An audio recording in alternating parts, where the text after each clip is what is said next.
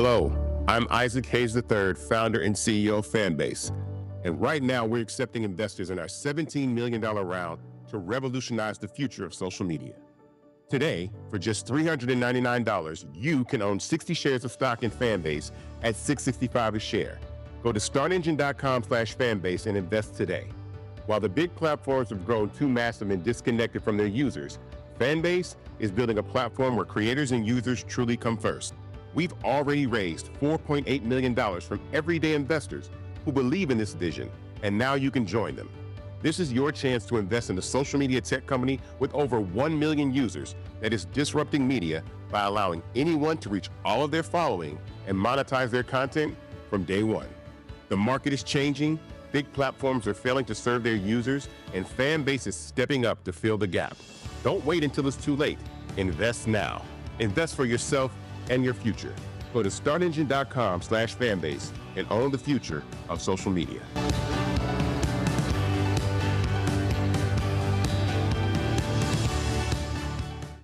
Folks, Black Star Network is here. Hold no punches. I'm real revolutionary right now. Support this man, Black Media. He makes sure that our stories are told.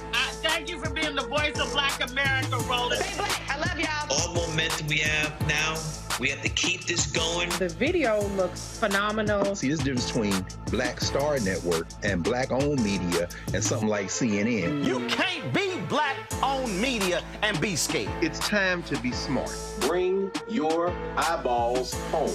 You dig?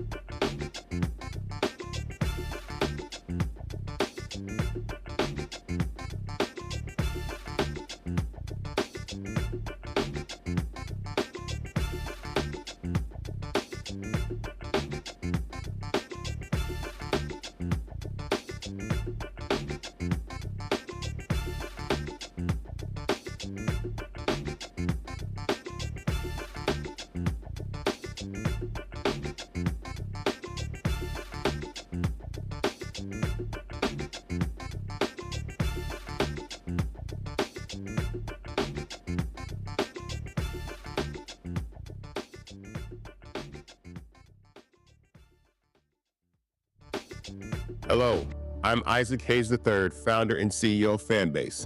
And right now, we're accepting investors in our $17 million round to revolutionize the future of social media.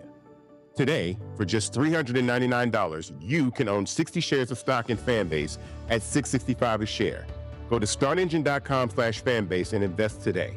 While the big platforms have grown too massive and disconnected from their users, Fanbase is building a platform where creators and users truly come first.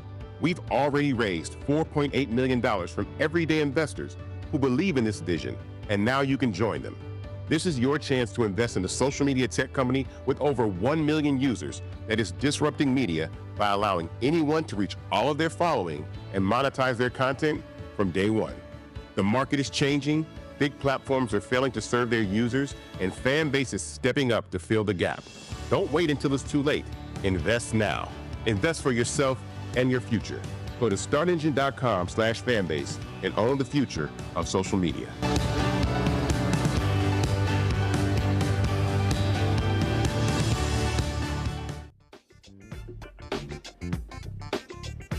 Today is Wednesday, January 22nd, 2025, coming up on Roland Martin Unfiltered, streaming live on the Black Star Network. The twice impeached, criminally convicted felon-in-chief Donald Trump dismantles affirmative action in federal contracting. I'll talk with Ron Busby, President and CEO of the U.S. Black Chambers, and Damon Hewitt of the Lawyers Committee for Civil Rights Under Law about what this means for African Americans. Nearly 24 states are suing the Orange Man, challenging his executive order that could revoke citizenship for children born in the United States. Elie Mystal with the Nation broke down the executive order. He'll join us as well. The sweeping pardons for the January 6 domestic terrorists not sitting well with the police unions who supported convicted felon Donald Trump. We'll also talk about that. Plus, Trump's immigration order is having an impact, guess what, on school campuses, but also on farms. NFL Hall of Famer Warren Sapp files a $20 million lawsuit for wrongful arrest against a Florida sheriff's office. Wait till we show y'all the video. That and more. It's time to bring the funk. I'm Roland Martin Unfiltered on the Black Star Network. Let's go.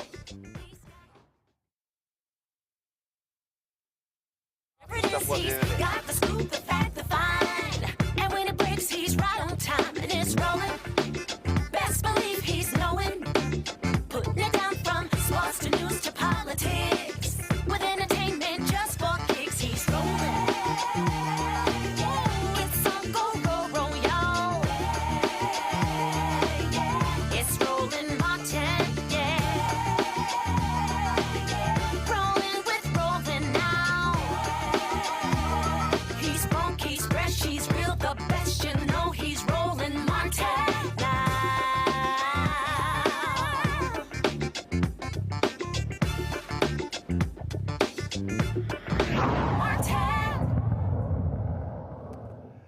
With the stroke of a pen, the twice impeached, criminally convicted felon-in-chief Donald Trump has dismantled affirmative action in federal contracting. On Tuesday, the Office of Personnel Management issued a memo instructing agencies to place diversity, equity, and inclusion office staff on paid leave, and all public DEI-focused web pages must be taken down by 5 p.m. Eastern today.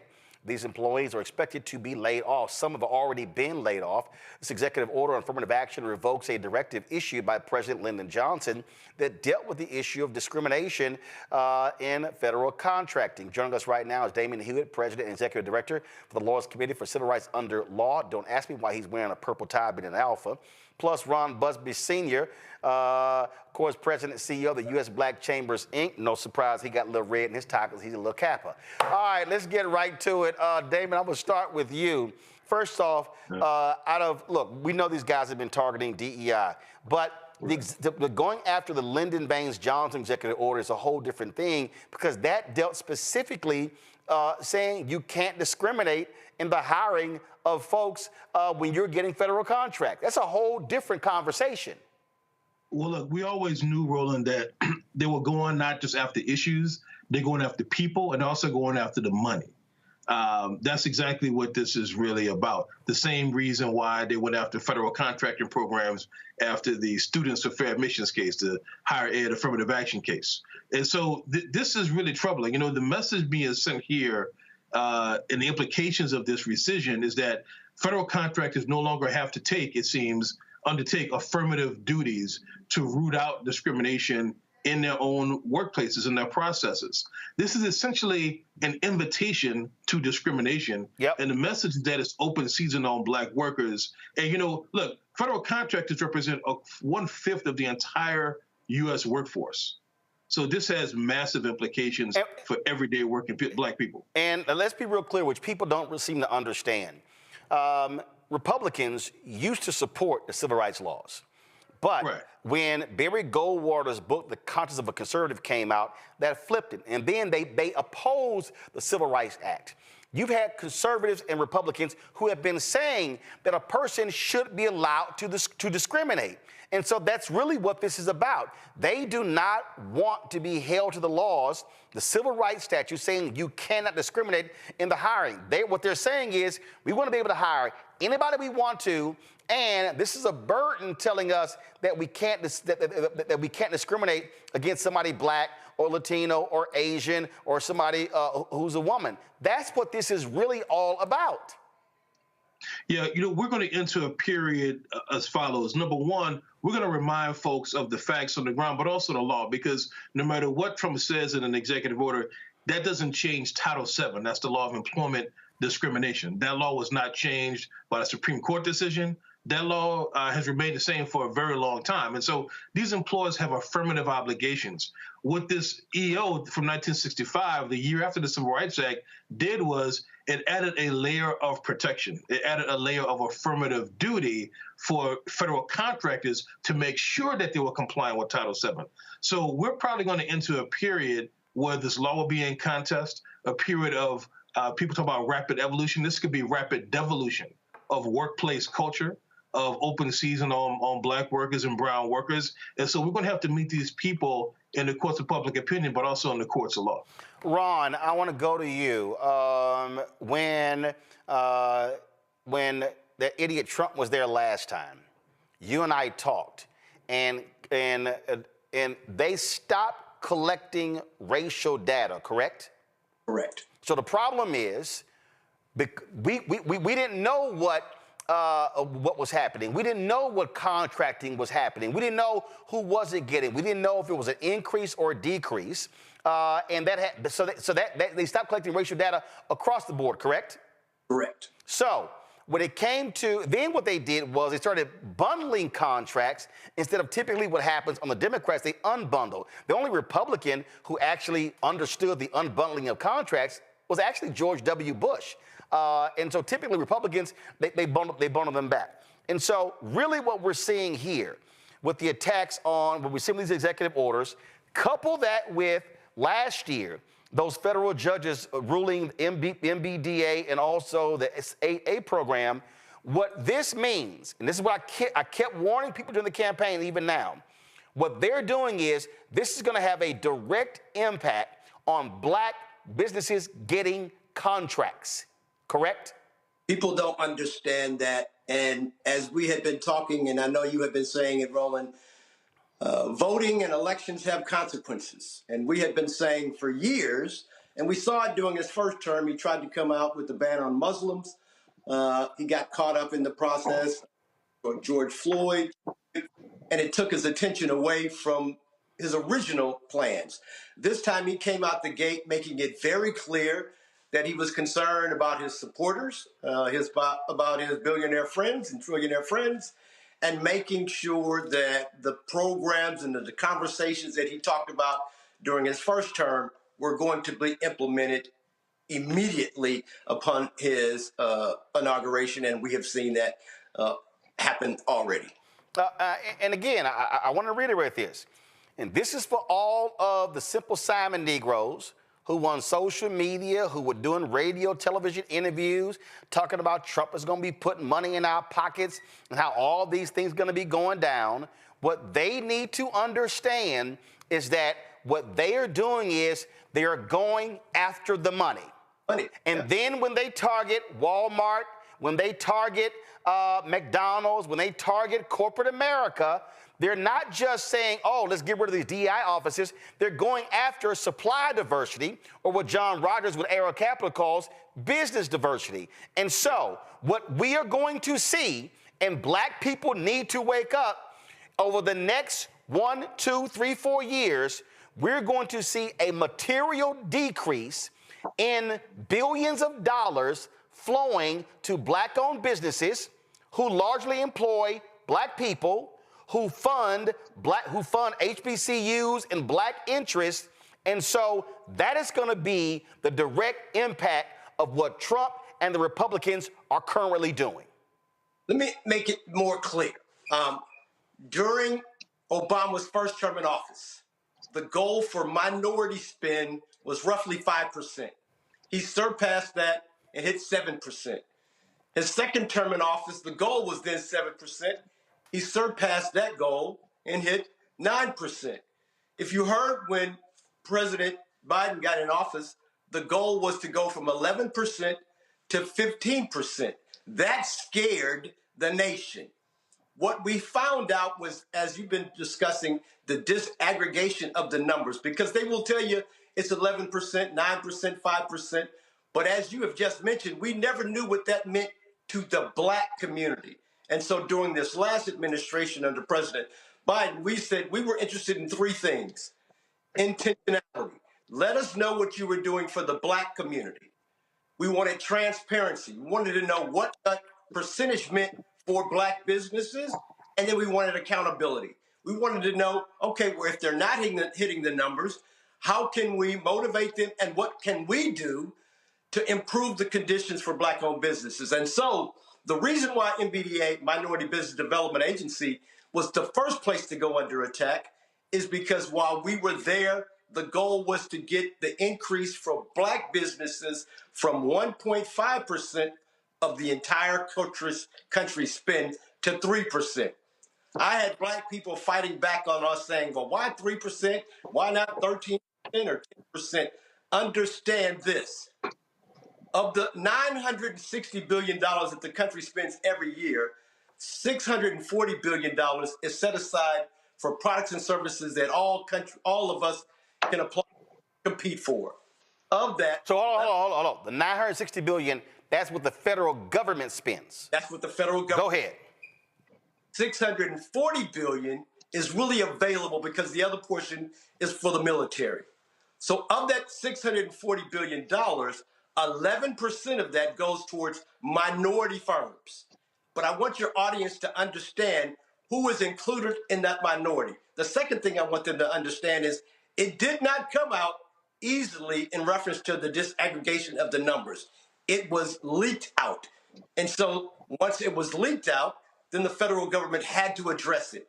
And what we found is that of the 11%, the Asian community received 1.8% of the minority spend. They had the fewest number of businesses registered to do business with the federal government, but that's fine. They had large contracts. The Hispanic communities received 1.71% of the minority spend. Black business community had the largest number of businesses that were registered and certified to do business with the federal government. We received 1.5%, the least of all of the ethnic communities. And so you ask yourself, well, where is the spend going? White women, not women, white women received 78% of all of the minority spend.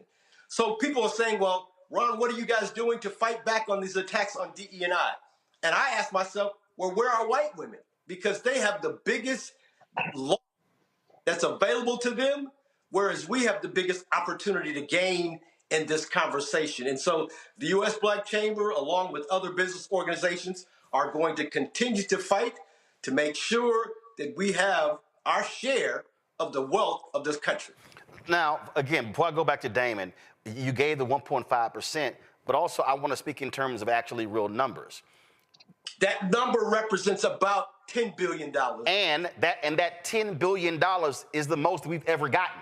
The most we've ever received. And to be honest, it was 1.5. Then in 2021, it went to 1.55. Then 2022, it has now gone to 1.61. So we, under Biden administration, have improved our conditions. We've improved the spend. We've improved our share.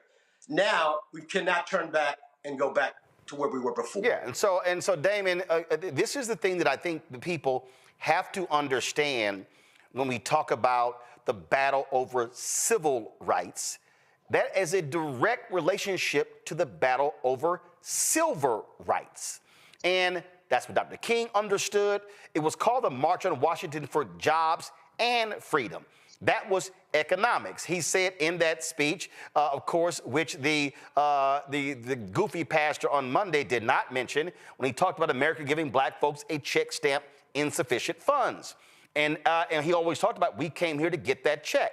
What people need to recognize is that the fight over these civil rights laws is direct because the conservatives, by targeting affirmative action in colleges, impacts black wealth, because we know a black college graduate makes more than a black person with a high school diploma, but a white man with a high school diploma makes more than a black college graduate. When they're targeting these, when they're targeting the law schools, now they're targeting, in terms of affirmative action for medical school.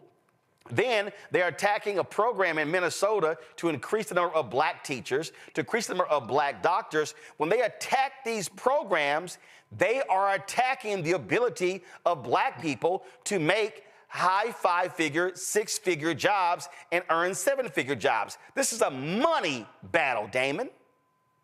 But it is. Dr. King recognized that we could have laws that allow you to eat at lunch counter in a non-segregated environment, but if you can't afford to buy the lunch and buy the meal, then what are we doing here, right? So just to paraphrase Dr. King. So these folks understand this. They are trying to take any means of opportunity and cut it off at the knees. And frankly, if you read this executive order from Trump, labels them as illegal, labels entirely lawful methods as illegal, even things that aren't about race-conscious elections. This is not talking about set-asides or quotas or anything of that sort. This is, and that those things have their place, but this is all about entirely race-neutral methods of training, of education within workplaces among contractors, and also, let's call it insurance, to ensure that folks aren't being discriminated against. They're calling the efforts to stop discrimination in and of itself. And so it's all about limiting economic opportunity from every avenue of American life. Absolutely. Damon Hewitt, Ron Busby, I appreciate both of y'all joining us on the show. We're going to have this conversation, trust me, a hell of a lot more over the next 4 years. Thank you for having us.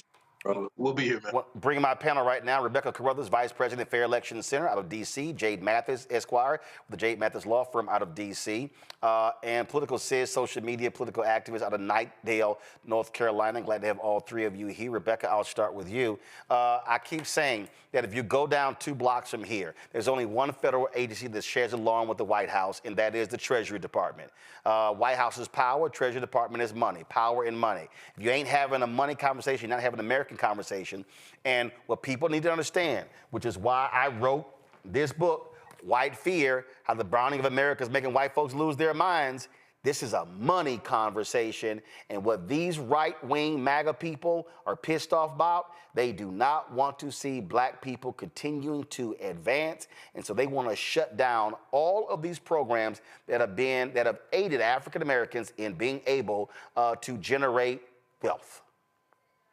You know what, Roland? I spent a lot of time talking about how I grew up in the Midwest, Nebraska specifically. And one of the things I really learned about racism in this country, especially when my family would go to the South to visit relatives, is in the South, white people generally don't care about what you have as long as you don't live next door to them. If you live down the street, that's fine. You can have whatever you want.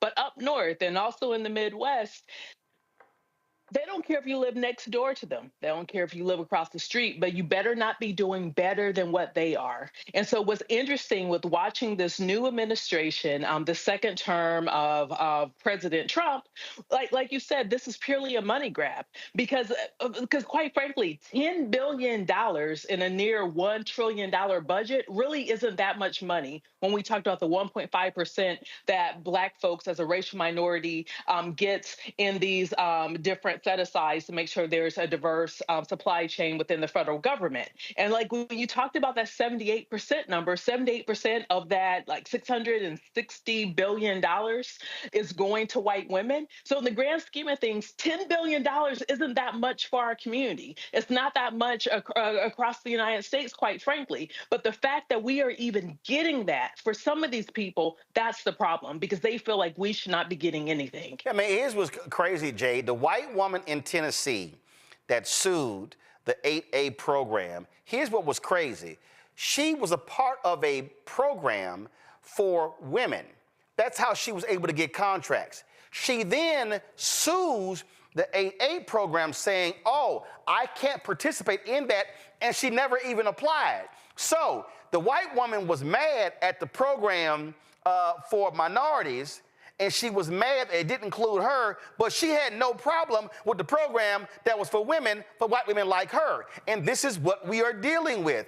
These white folks talk about, oh no, it needs to be a meritocracy. It needs to be, oh no, we shouldn't have double standards. But they got no problem when we know white folks are getting a hookup for their whiteness.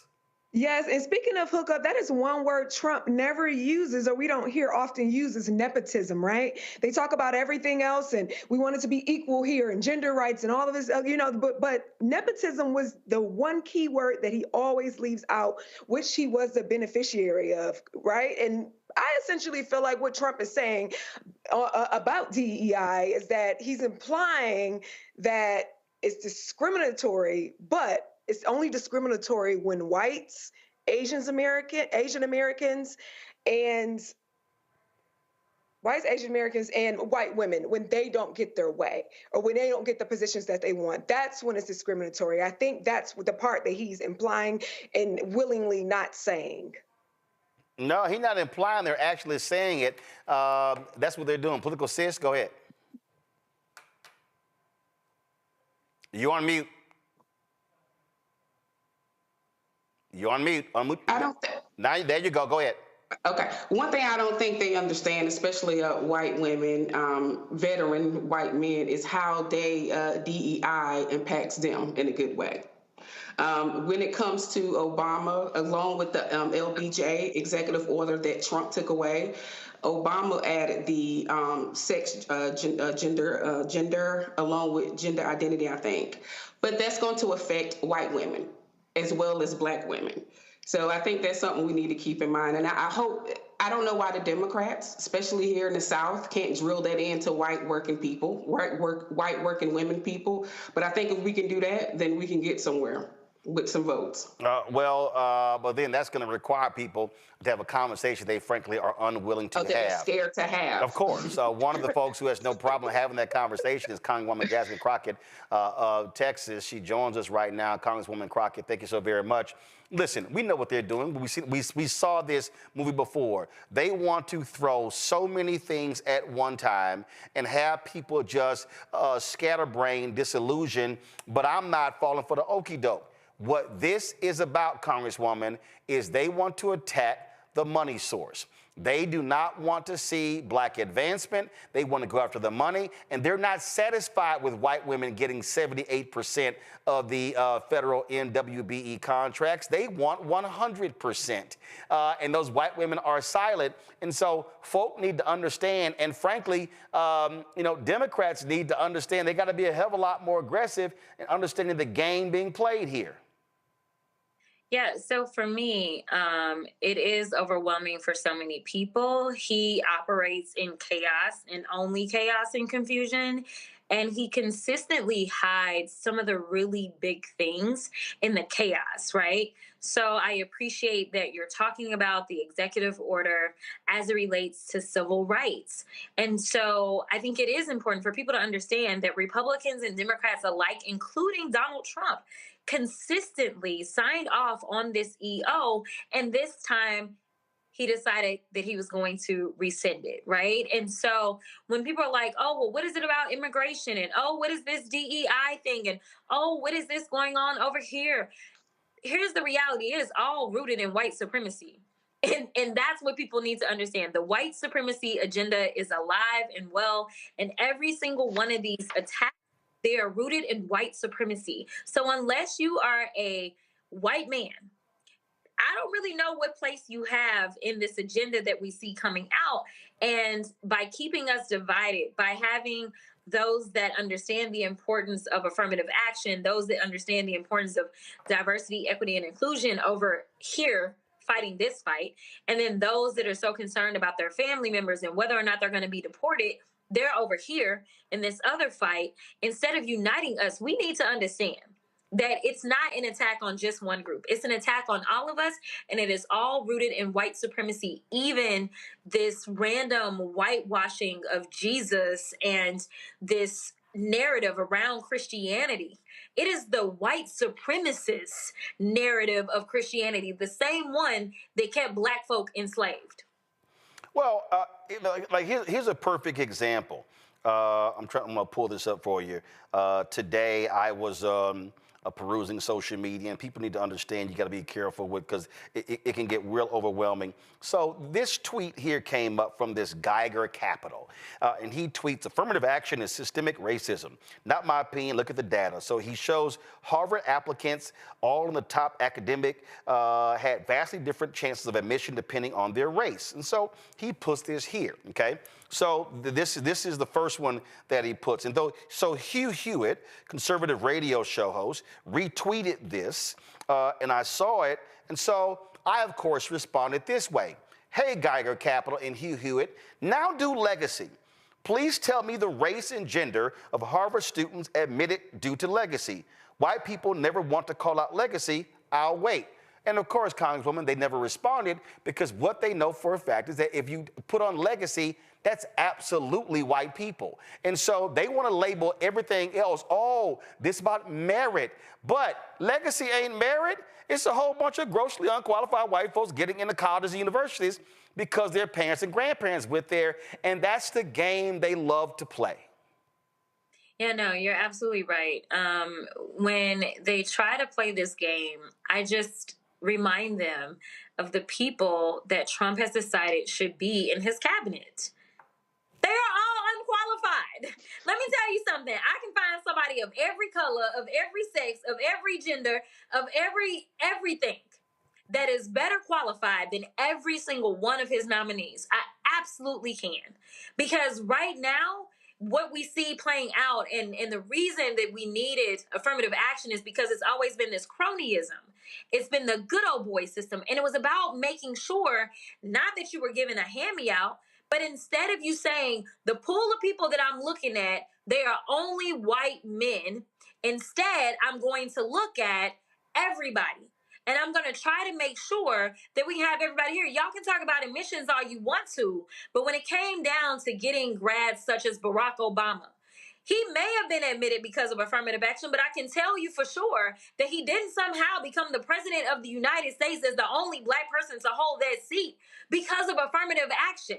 He became president because he had a work ethic about him. And back then, we actually cared about ethics in some way. So he had one wife. He had one woman that he had children with. He had no criminal record. That is what we required. And he also was intelligent. Yes, it may have been affirmative action that got him there, but it wasn't affirmative action that was going to keep him there.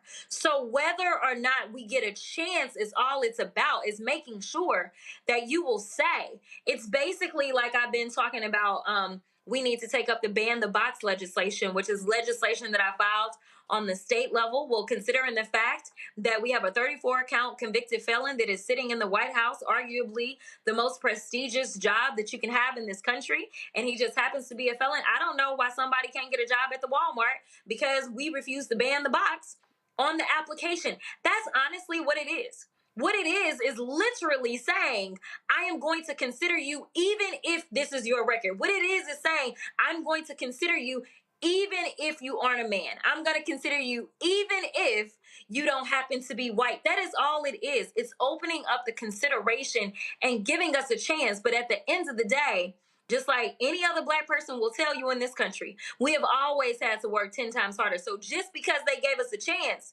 let me tell you, it is so much more difficult for us to say. Last question for you. I know you have lots of other things to do. It's been already a very long day. When it comes to Democrats, and listen, you tried to become chair of the Democratic Policy and Communications, whatever the title of that committee is, and I can tell you, here we are almost at the end of January, and look, very limited opportunities that we've heard from Democratic groups, DNC, from House, Senate, or whatever. And I'm just trying to understand, after the shellacking that took place in November, after we saw what happened, how Republicans utilize independent media, streaming shows, things along those lines, are Democratic leaders going to wake up and realize this is a communications war and paper press releases ain't gonna cut it? I don't know. all I can tell you is thank you for being my constituent. I had the best numbers in the entire state of any challenged Democrat or Republican seeking re-election because I believe in communication. And the way that I do communication is completely different. And I can tell you that the old school way of thinking, and I won't name any names, but I definitely remember someone who's actually gone on who talked to me and said, well, there's no way you can do all of that media and be effective. And I'm like, I can kind of walk and chew gum. Like, I can do both, right? There is a sentiment, seemingly from old school Democrats, that you kind of keep your head down and you just do the work. And I do want to be clear. We absolutely need to do the work. But if no one knows what you've done, really, what was the point, right? And so that's where I see it differently. And I try to explain to people, it's kind of like a teacher.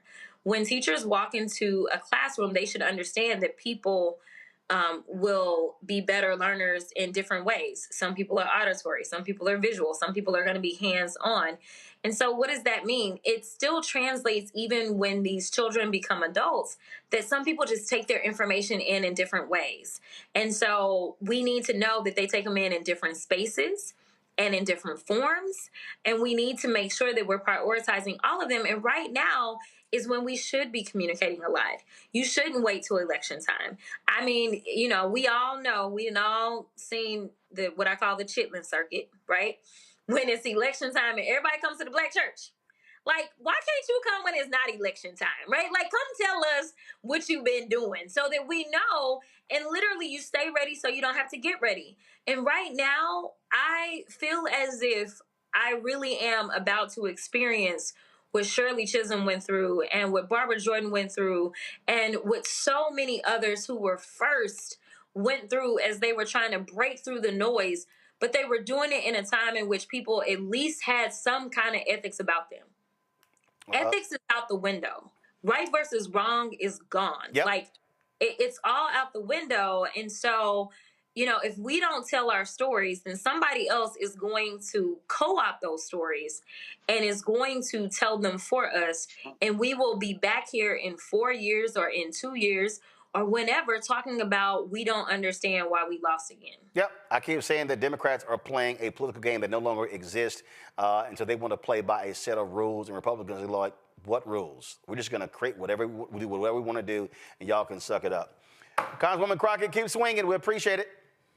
Thank you. Thanks a bunch. I'm going to go back to my panel here. And Jade, look, she nails it, and she's right in terms of how people communicate, how things are totally different. I'm going to bring up in a second another guest who's very much involved in with having a YouTube channel, talking about these different things. And it's crazy. I'm going to tell you, this happened last year. So this is beyond laughable. The Senate Democrats had their Black Media Day, okay? I forgot what month it was. And so we hit them up. We said, listen, they said it's going to be on the record. I was like, yo, can this be recorded? They said, yes. All right, great, cool. So I go to the meeting. I come in there with my gear bag, pop it up. I start taking out my tripod, setting the camera up. I got my live view unit ready to live stream.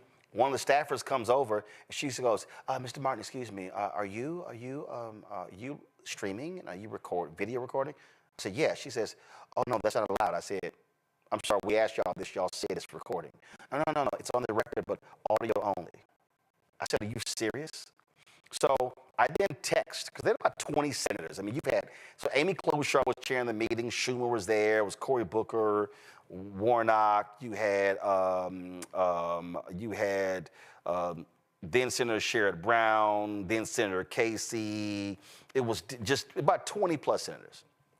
Tim Kaine was there. So I sent a text to Booker and Warnock. I said, this is absolutely stupid. I said, this actually makes no sense. I said, y'all are playing by these old rules. I said, I don't understand what y'all are doing. And then he sort of leans over. And, you know, he says something to Schumer. He shows Schumer. And I'm watching this. And so when it came to the questions, I said the first thing, I said, you guys are analog. I said, you're talking about audio only. I said, I said, all of y'all have sat here and complained about how y'all have done this and this and this and this and this and this and impacted black people. I said, but don't nobody know. And I said, so you want me to record the audio, so now I got to go back and create a slideshow to put it on Instagram and on TikTok and Snapchat. I said, where if we could sit here and record it, we can actually get it out. I said, one video can literally go viral. And I mentioned the video when I went off on the Republican over the issue of abortion that Cory Booker had just retweeted, that reposted on Instagram, that went viral again. And I said, what are y'all doing? Now, instead of Schumer sitting there going, y'all know what? Mr. Martin is right. He's correct. go ahead and record. No, they continued the meeting with the old rules. And I'm like, this is why you're getting your asses kicked on communication, Jade. Yeah, and quite frankly, to tell you, they probably didn't want it to go viral for several reasons. So that may have been one of the reasons they did not allow you to for their own personal gain. But yes, communication. Right now, I feel like what they're doing is they're telling us what to do, right? You're instructing and you're telling, but we can't communicate back what we need, who we need it for, who is it going to be beneficial for. We're playing the listening game now, but we don't have a say in anything. And that's the game that I feel like is being played with this lack of communication or miscommunications. I mean, political said, this is what I said to Booker, because I still have the text. I said, I hope folks notice that this is not a black press meeting. USA Today, Semaphore, Huffington Post, myself, a freelancer, and Ebony Jet writer are here. This room has gotten smaller since the first one 2 years ago. The ad money speaks to this issue and actual outreach. I can guarantee you that very few people will hear about this. I have 1.26 million YouTube subscribers, a total of 4 million plus followers. Having no video just wastes the moment. And Booker agreed with me. This was April 17th. We now got 1.55 billion. But the point is, I'm like, what world are y'all living in? How in the world do you think you're going to be communicating in a new world? And this is the fundamental problem here. Democrats are getting their asses kicked because they don't recognize that the world no longer is the New York Times, the Washington Post, the Wall Street Journal, USA Today, CNN, MSNBC. That ain't the world we're living in. Why did they send content creators to DC? I mean, to the DNC. Why did they send us to the DNC? Because that's where the public looks at us, right? They're listening to us. There's a such thing called primaries. And this is what I tell my followers all the time. People can be primaried. They're supposed to listen to us now. We lost by doing things the old way. Jasmine Crockett should be heading that right now. Nancy Pelosi, I'm sorry, with all due respect, she needs to go. Chuck Schumer needs to go. We need new leadership. That is the only way things will get, that's the only way people will get elected, the right people. Here's what's crazy here, Rebecca. And Carol, correct me if I'm wrong. Actually, I'll ask Carol this first. Carol, have we gotten a single email from a U.S. senator or their staff saying, hey, we'd like to get on the show to talk about, this is before the inauguration or now after, has anybody hit us and say, hey, can we come on? Okay, Carol just said no. Now, let me be real clear. There is not a single show out there. It's not a daily show, news show that targets African Americans that's bigger than us. Not one. It's us. Black owned, independent, it's just us. And so I'm trying to figure out what the hell is their strategy? They still have not learned from November 5th, Rebecca. Roland, at the top of the show, you talked about following the money. And one thing that I would say about Black politics versus Democratic Party politics versus Republican Party politics is that the latter two benefits financially from white supremacy. And within Black politics, we have to figure out, how do we decolonize ourselves? How do we make sure that we're not doing things to perpetuate white supremacy and cozying up for access by using white supremacy tools? And the bottom line is, you know, oftentimes I talk about, if I'm going into battle, if I'm going to choose fighters, I'm not choosing the Democratic Party as my fighter. I'm not choosing the Republican Party as my fighter. If this is about the existence of Black people in America, of Black Americans, even as an ethnic group in this country, not just surviving but thriving, you know what? It's very apparent that all we got is ourselves and the ancestors. Again, is hilarious. I am a part of a consortium of voices that's called Chorus. And what we've done is we've gotten together, we worked together, we've been raising additional funds, trying to help non-traditional voices be able to survive in this world. My next guest is one of those folks, Elizabeth Booker Houston. She joins us right now. Elizabeth has her YouTube channel, and she's out there speaking to these issues every single day. And Elizabeth, part of the reason why we created Chorus and joined together is because one of the things that the right does is they actually have their folks on each other's shows, share their content, and so all of a sudden it becomes a circular thing, and they build their audiences because they are basically in partnership. And for some nonsensical reason, progressives have not figured that out. And see, and let me be real clear. For me, I've never called myself progressive. I've never called myself a Democrat. I've never registered with a party. I don't call myself Republican. I don't call myself independent. I'm black. So I'm real clear where I stand. I'm black. This is this is a show that targets African Americans. Now, other folk watch and listen, and I'm cool with that, but I know who we deal with. So I don't use any of those labels. But this is where progressives lose. They don't understand that in 2025, we're not living in 1985 or 1975, and they keep playing by old rules. Elizabeth, go ahead. Yep, that's basically it. They don't know how to fund this. And, I've said many times when I get in the rooms with these organizations, they say, well, what can we do? And I said, well, you have to provide consistent funding because we don't have a lot of the real estate on social media. We know that it's dominated by conservatives, and they know this. I had the displeasure of being on a panel for the Media Post conference in D.C. Last week, actually, that also included Alex Brusewitz, who is the advisor for Donald Trump.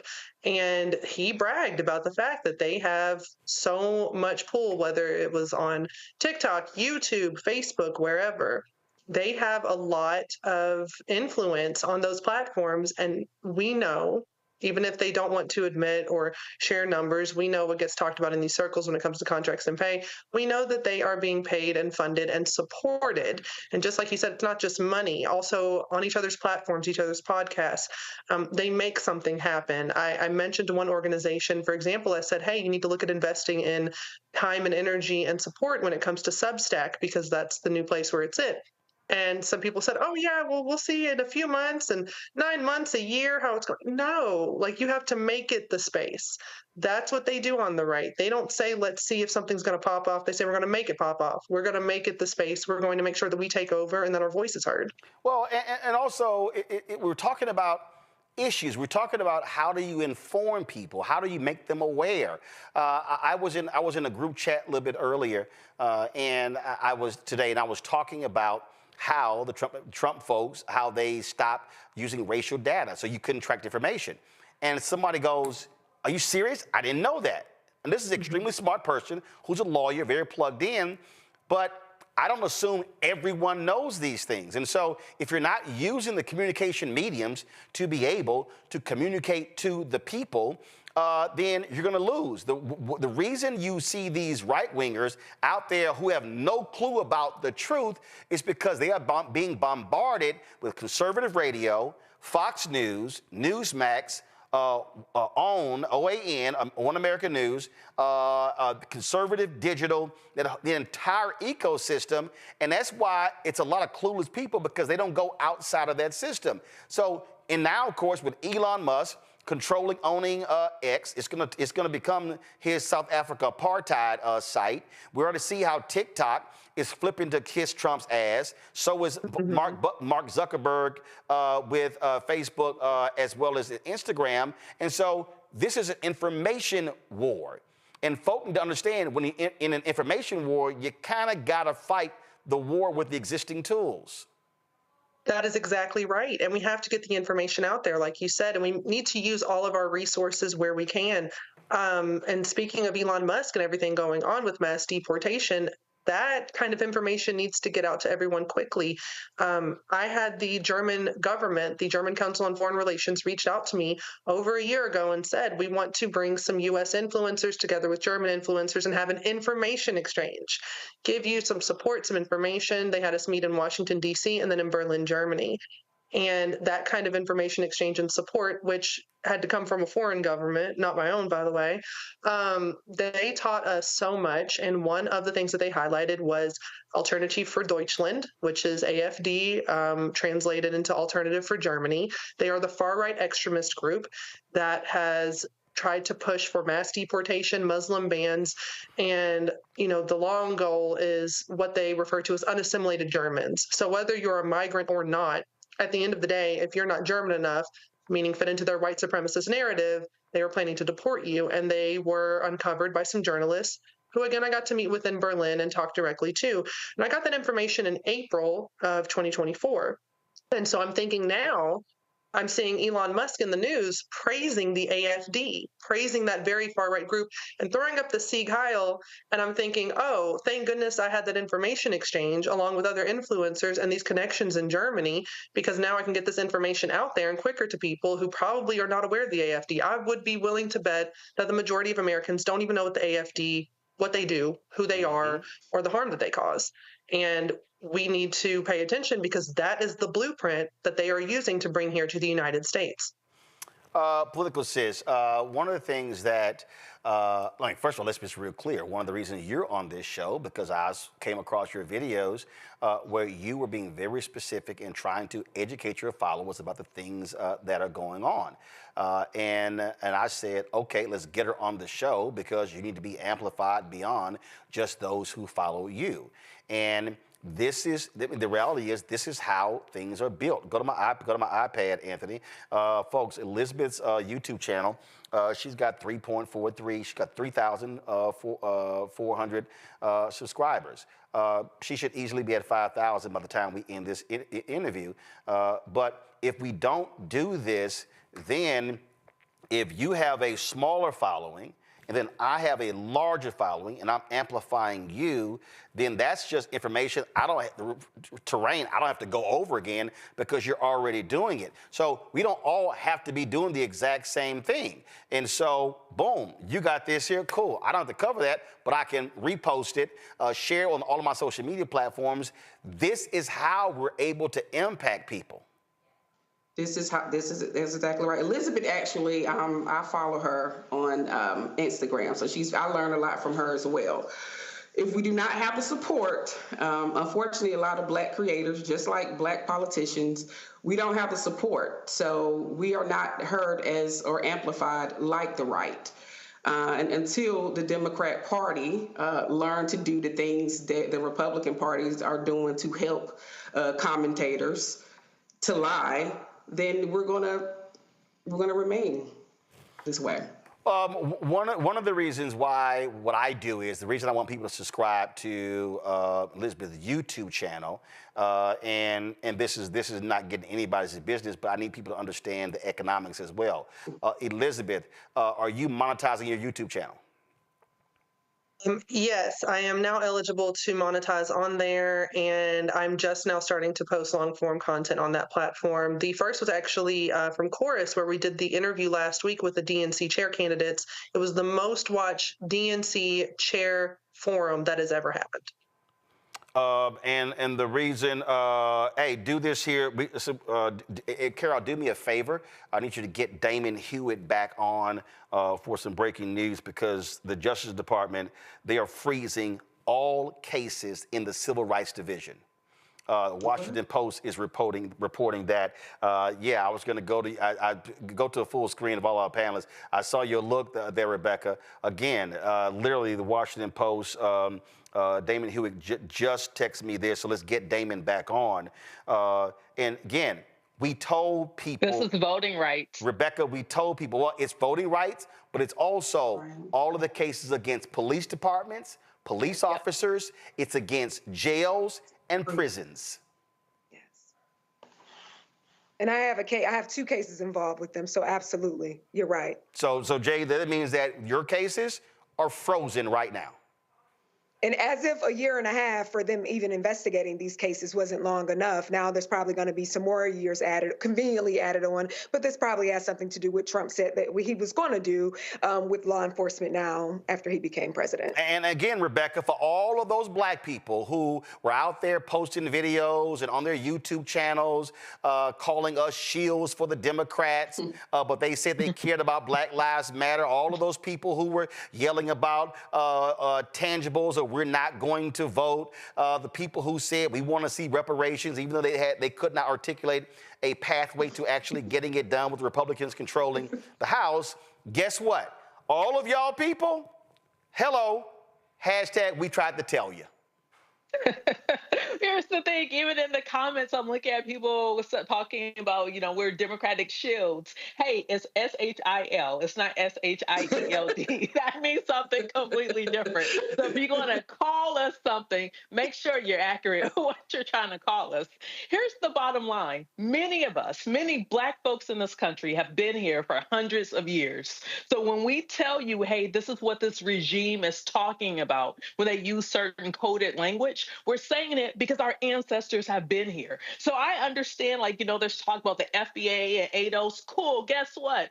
I'm a foundational Black American then by that definition because how long my family has been in this country. It still doesn't mean that I want to live in a country where rights are rolled back. Because one thing that I firmly understand is if someone's rights are rolled back, mine are next. It's like when you are Black in this country, if gay people are attacked, Black people are going to be attacked. If religious minorities are attacked, Black people are going to be attacked. If immigrants are attacked in this country, Black people are going to be attacked. Because one thing you even have to understand about American jurisprudence, the reason why these other groups have rights is because of Black Americans. So if they're starting to chip away at specific rights, they're chipping away at the American jurisprudence that was off of the backs of Black people in this country. And you have to understand what's happening here. It's not just these ancillary groups or these other groups, these other minority groups are getting all of the stuff, but they're going after the foundation of this country. And if you are Black American, if your family has been in this country for hundreds of years, the foundational part of America that's under attack are a lot of those things that Black folks in this country have contributed to. People have to understand that context. Elizabeth, folks in our chat are asking, what kind of content do you do on your channel? It's legal and political analysis. I am a lawyer as well as a social scientist. I work in federal privacy law, so I'm sure I'm going to be very busy for the next 4 years. Yes, you are. To our folks, listen, you're up to 3,600 subscribers, folks. I want that to be up to 5,000. It's almost 7,000 of y'all watching us live right now. So 1,400 of you subscribe to Elizabeth's channel. She's going to hit 5,000. So I want y'all to get that done. Elizabeth, I appreciate it. We're going to have you back on the show. Thanks a lot. Thank you so much. Thank you. Folks, let's go to the breaking news. Damon Hewitt is back, who leads the Lawyers Committee for Civil Rights under law. Damon, you just sent me this text literally 6 minutes ago with this Washington Post story. So the yahoos in the Trump Department of Justice, they're freezing all civil rights cases? That's exactly what it looks like, according to the Washington Post. They're freezing all civil rights cases. No new cases, no new consent decrees, no new statements of interest where the government steps into other people's private litigation to articulate the interests on civil rights for the United States. This is a stunning flex of all the things that we've seen, but this is them telling us exactly who they are. They don't want to just change philosophy. They want to grind justice to a halt in this country when it comes to civil rights. Yeah, I mean, listen, Donald Trump consistently said that he wanted to give police officers 100% immunity in cases. Right. And I kept warning people on this show. I've warned them for more than a year. You're not going to see a civil rights division led by Christian Clark repeated under that crazy fool Trump. They're not going to go after cops. They're not going to go after the police department. That was one patterns and practices investigation under the Trump administration the first time, some small department out of Louisiana. You ain't gonna even see that one. They do not give a damn about civil rights. You're gonna see more religious rights cases.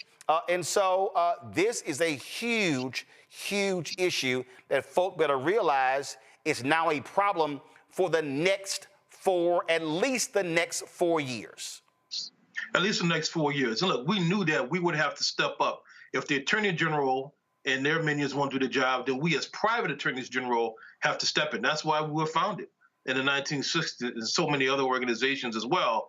But, you know, justice delayed can be justice denied. And I think that's part of the worry. But I will say this, to the extent they try to stop or pause ongoing litigation, they can't do that on their own. Federal judges have to be willing dance partners. Now, I'm certain some of them will be, but others won't. Others will draw that line in the sand. Others will say, this is not a place for ideology. This is a place for law. This is a place for justice, the federal courts. And so we're going to have to call upon the better angels of federal judges, regardless of who nominated them, to actually do the right thing here and push them to make sure that that happens. We'll certainly be doing that, I believe, in our cases, if this reporting is true. All right, then.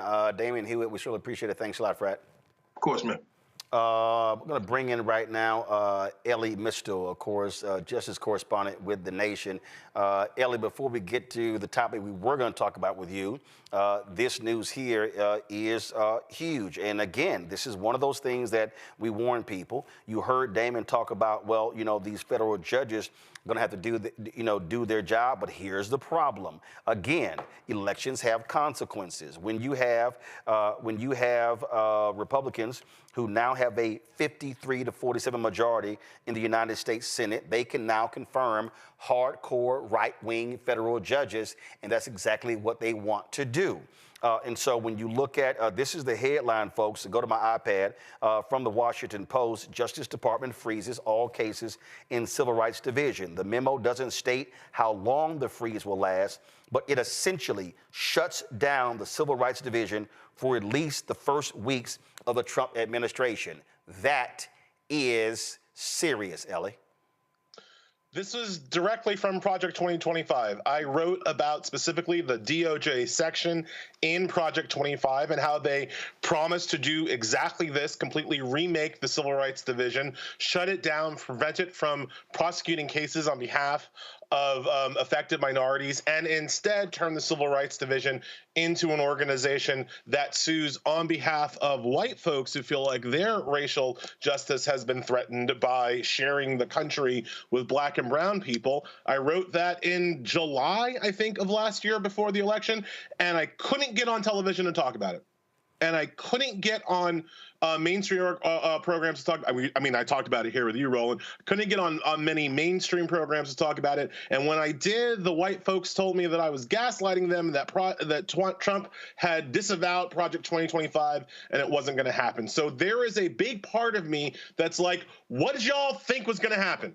He literally wrote it down. They literally wrote it down. People told you that what they were going to do, and now they're doing it, and people are acting like, oh my God, I can't believe this is happening. What'd you think? Yeah. What, you think I was exaggerating? All right. They wrote it down. I read it. I reported it. And now they're doing it. Man, we pounded on the table every single day, over and over and over again. Go back to my iPad, Anthony. This is the Washington Post story. The letter instructs Kathleen Wolf, designated by the Trump administration as supervisor of the Civil Rights Division, to ensure that civil rights attorneys do not file, quote, any new complaints, motions to intervene, agreed upon remands, amicus briefs, or statements of interest. The memo doesn't state how long the freeze will last, but essentially shuts down the Civil Rights Division for at least the first weeks of the Trump administration. Trump's nominee to lead the department, Harmet Dillon, Republican lawyer and activist, is awaiting Senate confirmation. The memo states that officials are implementing the freeze to be, quote, consistent with the department's goal of ensuring that the federal government speaks with one voice in its view of the law, and to ensure that the president's appointees or designees have the opportunity to decide whether to initiate any new cases. This is what that means, Elie. All of you career lawyers, we're going to get rid of every single one of you. We're going to control every case. We're going to decide everything. And in fact, it's not even going to be we. It's not going to be Dillon. It's not going to be Pam Bondi. Donald Trump will be running the Department of Justice. He'll be running the Civil Rights Division. There's not going to be any wall there. And if Kash Patel is confirmed, or whoever's confirmed lead the FBI, Donald Trump will be determining who gets investigated. And you're right. It was all in Project 2025. And what Trump lied, said he didn't know about it, these dumbasses out here said, see, he said he didn't know anything about it. Yet he is implementing the plan because he's hiring all the people who wrote the plan. He's taking us back to pre-1865 America. He's taking us back to the antebellum point in America. And you say, it's not going to be Pam Bondi. Make no mistake, if the Senate confirms Pam Bondi as Attorney General, she will be in charge of implementing these rules, and she doesn't have to.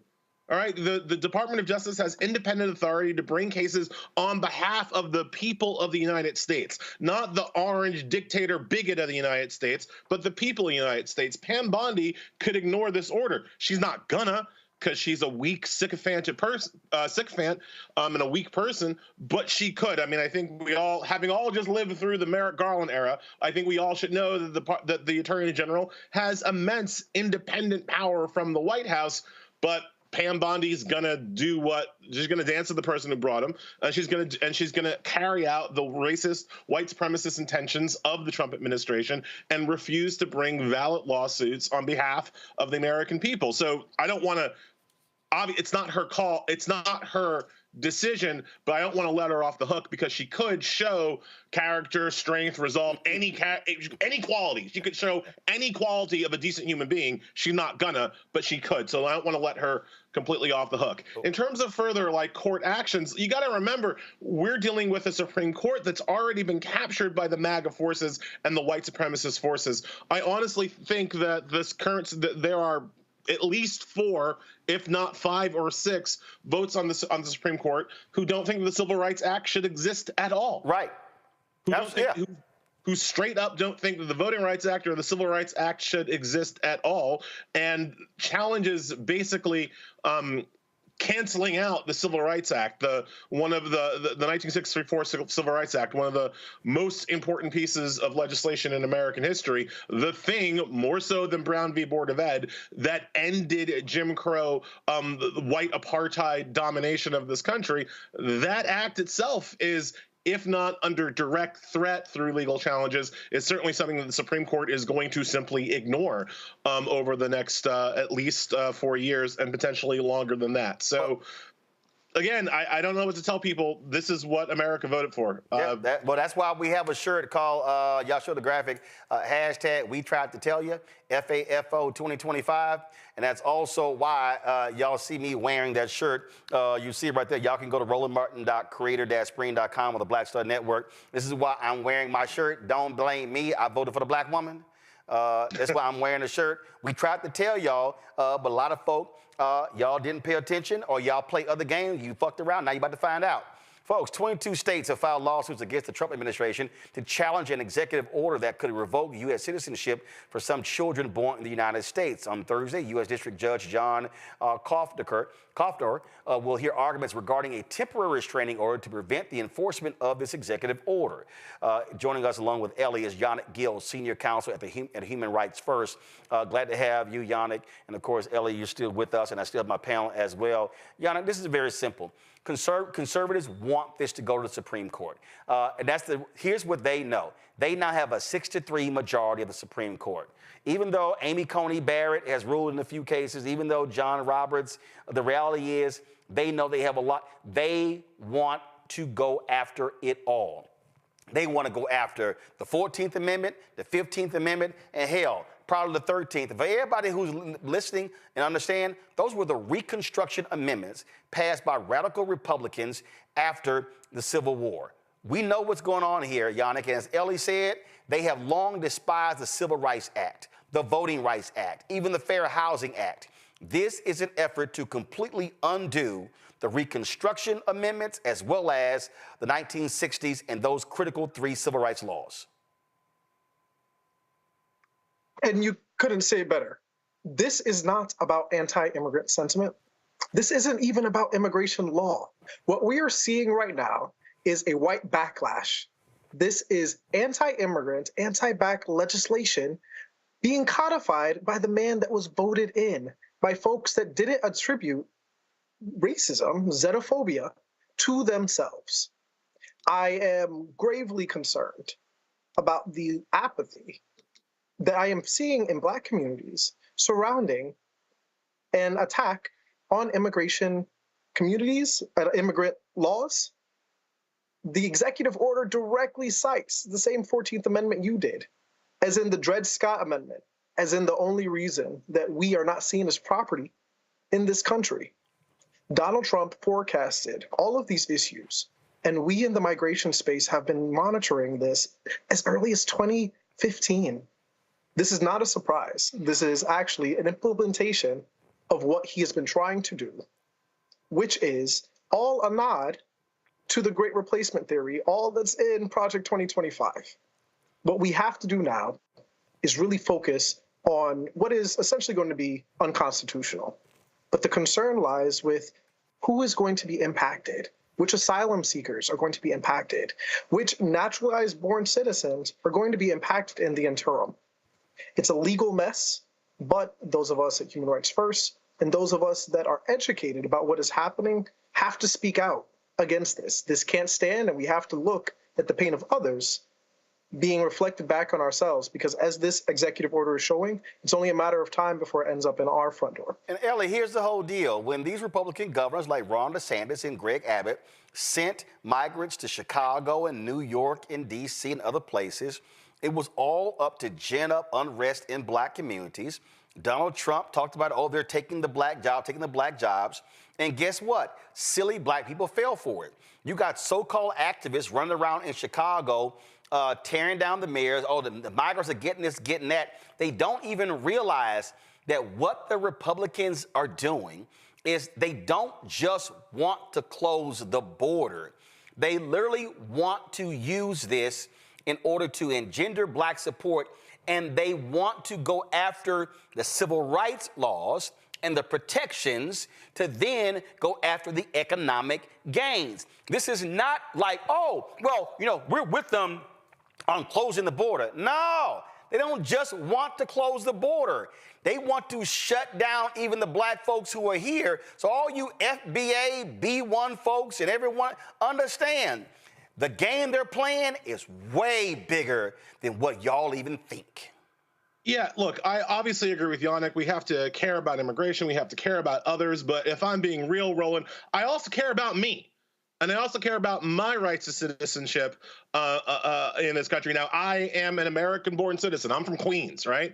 And you can trace my people from my mother's side all the way back to a plantation in Georgia that was free when Sherman marched through the South. So, like, I'm solid on that side of my family. My father is from Haiti, but I'm solid on that side of the family. But that doesn't mean that I'm protected when you start coming for birthright citizenship, because people, Black people especially, need to understand that our claim to be Americans is centered in the idea of birthright citizenship. That's not how they do it in the old world. That's not how they do it in Asia, in Europe, in Africa even. They go by what's called, what the scholars will call jus sanguinis, which is Latin for rule of the blood.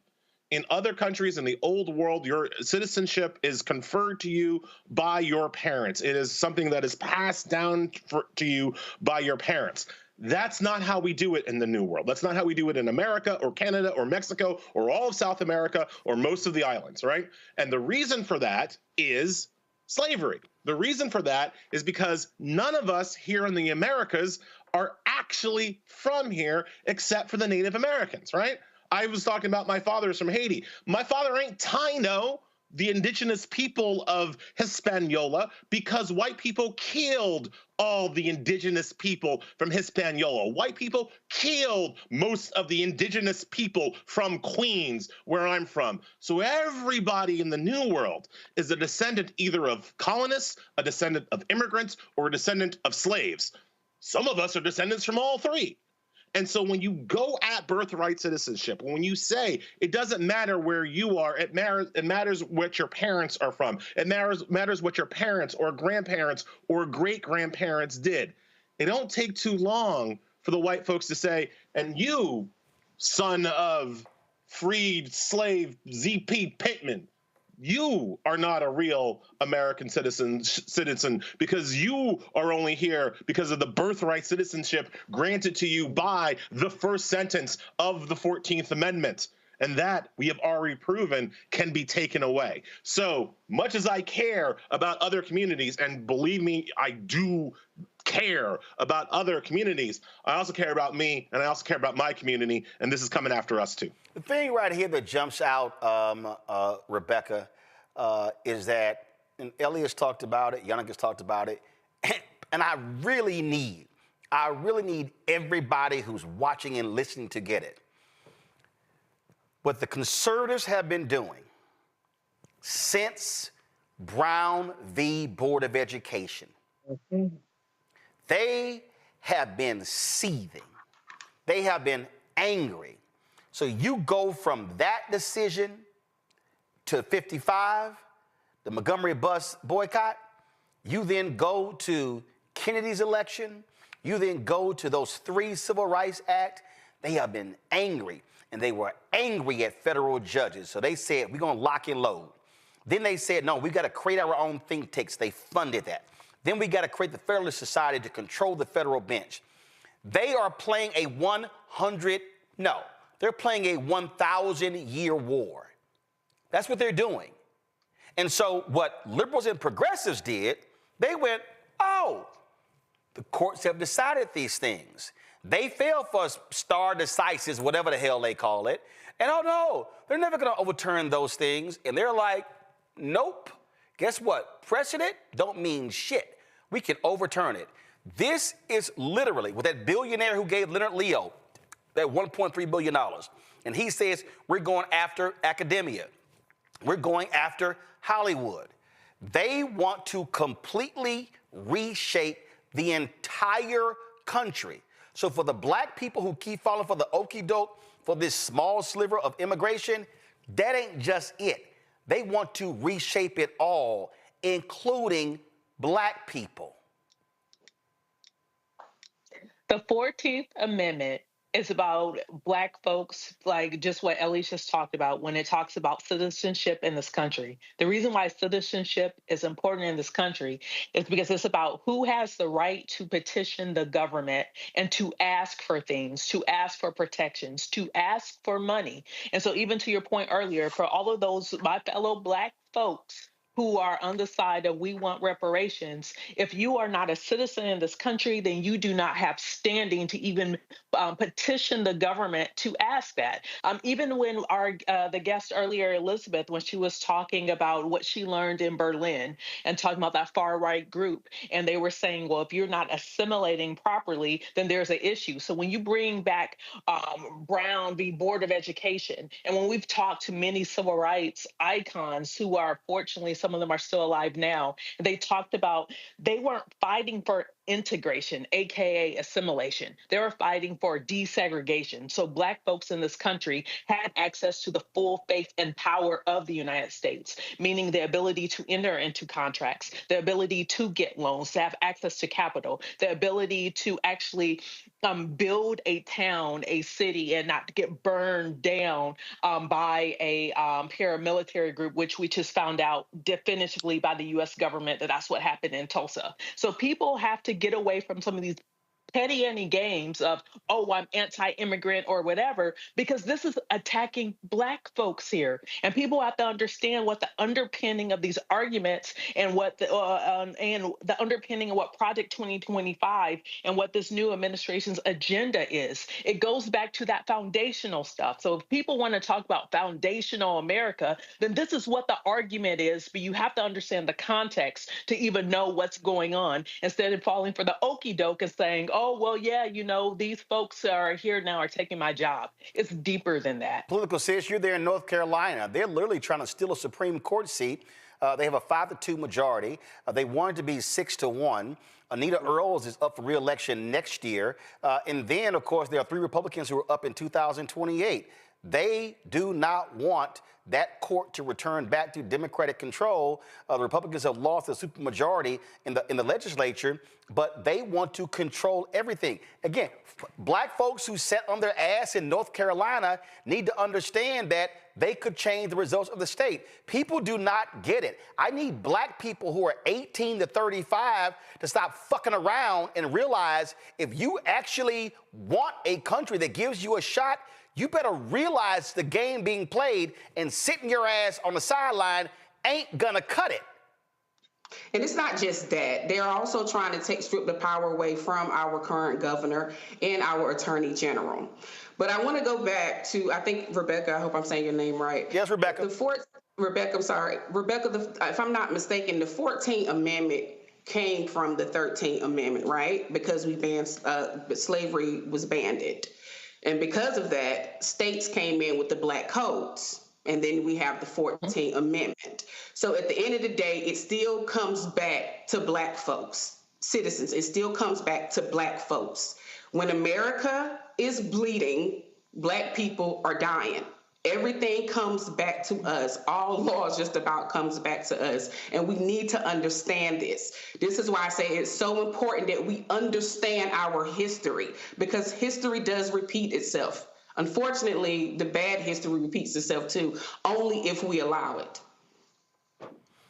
Yannick, and Elie, look, the lawsuit by these folks challenging the 14th Amendment is going to wind its way through the courts. But what they're doing, and I'm going to go to Yannick first, then Elie, then I'm going to go to Jade. What they're doing is they are trying to chip away. They did this with the Voting Rights Act. After Section 4, then Section 2. That's what they're doing here. Yannick, absolutely. First. If we look at the language, all persons born and naturalized in the United States and subject to the jurisdiction thereof are citizens in the United States. It does not take a legal education to understand that very plain language. Now they're trying to attack jurisdiction of any person in this country, regardless of their nationality, regardless of where they are from. It's under the jurisdiction of the laws of this country. We see that all the time when it comes to this alleged crimes ring that's happening within immigrant communities. But I also want to go back to the point around this division that seems to exist between the ways that the laws are applied to the immigrant community and the black community. I think the name that all of your viewers should look up is Peter Sean Brown.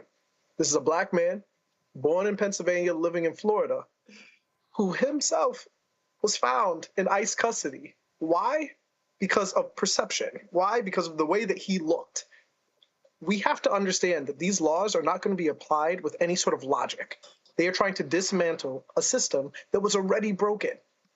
Mr. Brown was in detention for weeks, being deported to Jamaica, a country he had only seen on a cruise, because of these same concepts that the Trump administration is now trying to push forward under these executive orders. So you're saying, so I just want to be clear. So you're saying that if an ICE officer goes, hey, Roland Martin looks like he ain't from here.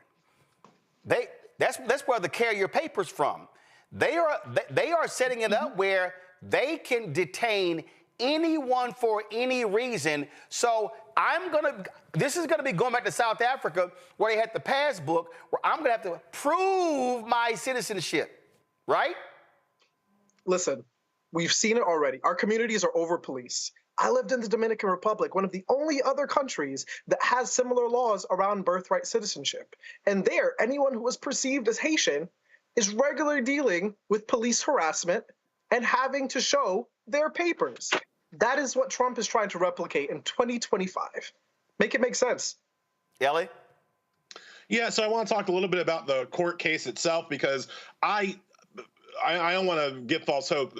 This is such a flagrant violation of the 14th Amendment that I don't think, at least right now, he's got 5 votes for it. But the question is always one of timing. If you look at the operations clause of the executive order, it authorizes, starting 30 days from Monday, for the Bureau of Vital Statistics to stop issuing birth certificates, for the Social Security Administration to stop issuing Social Security numbers and ID cards. And if you're ever a parent, you know you get those things pretty much before you leave the hospital. You apply for those things before you leave the hospital when you have a new miracle in your life. So starting for 30 days from now, there is going to be a class of babies who nobody knows exists, who have no official documentation of their citizenship or just identification because of these Trump orders. So let's say the Supreme Court doesn't take this case before 30 days from now, before February 20th. We start with now everybody born on February 20th, we don't know how many people are going to be effective, right? Going forward, if a court takes a year, 2 years to get around to overturning this case, and I'm saying being hopeful, let's say the court eventually overturns it. If it takes them years to do that, you're going to have an entire class of citizens who should be citizens but don't have any papers and any documentation. And who's going to go back and find them and make sure they get their birth certificate, make sure they get their papers, right? They're going to be 2 years old. They can't say lawyer yet, right? So who's going to go back and do that? And then the other thing we have to remember is that even if the court overturns this executive order, who's going to stop Trump? Trump is the person who controls the military. He controls the Justice and State Department. He controls all of the federal agencies that we're talking about that might issue these documentations. What if Trump just says, no, I'm just not going to follow that order. I'm going to follow that order very slowly with all deliberate speed, which is another trick the white man likes to use. We are looking at irreparable harm if the Supreme Court even allows this order to take effect within the next 30 days, and that's assuming that eventually a year, 2 years, 3 years from now, the Supreme Court gets around to blocking it and restoring birthright citizenship. That will come too late for 1-year-old and 2-year-old and 3-year-old babies who were born without identification, without birth certificates. And then you can always imagine, remember, the birtherism that Trump started with, he never went away.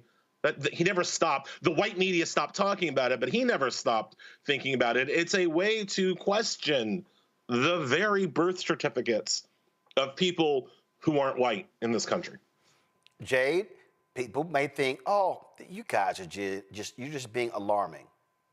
We're trying to tell you this is a 5-alarm fire that's rapidly going to be a 6, a 7, an 8, and 10. This is going to be a raging inferno. I'm not being callous with what's happening in California, but people need to understand that Project 2025 was real. It was not a document. It was a game plan that they are executing. Jade? Yeah, Roland, one of the things I wish that people paid closer attention to during the election season was that the best indication or indicative of how the future is going to be is based on the past, right? And in 1973, Donald Trump and his father had to settle a case against a fair housing. They had a regulation for a restriction against a Fair Housing Act in which people were trying to move into their properties who were Black, but they were discriminating against those who look like us because they were predominantly white buildings and wealthy buildings. So that is this happened 40 years ago, right? So he showed us what he's capable of, and he's reminding us now, but he's more empowered. So now he has more power, so it's going to be a lot more vicious. And when you talk about the citizenship, you all gave analogies as well. When you were talking, the only analogy that kept popping in my head was like, this reminds me of when the slaves were freed, right? But they had to have freedom papers, right? So if someone's going to get stopped, then what do I have to give you these papers for my citizenship? That's the analogy that was painted in my head. So I think you made a really critical point earlier, Roland, when you said this generation up to that 19 or 20 years old to 35 of Black people, they really need to wake up because they're distracted. I believe they're distracted on social media, so you're only seeing what they want you to see about Project 22, right? Or about what the next administration plans are. They're selectively showing you what they want you to see, so you're not woke enough and you're too distracted to pay attention to what the real plans are, which are going on right now. Yeah, the only reason I'm saying 1835, because in 30 years, that 18-year-old is going to be 48 years old. And don't think for a second that what's happening today will not have a direct impact on you when you're approaching your 50s. And we start talking about Social Security and Medicare and Medicaid. That's what we're talking about. So this is not, oh, man, you calling out young folks. No, this is saying every decision being made today has a direct impact on the next 30 to 40 to 50 years. Yannick and Elie, I appreciate y'all joining us. Thank you so very much. Won't be the last time y'all are on the show.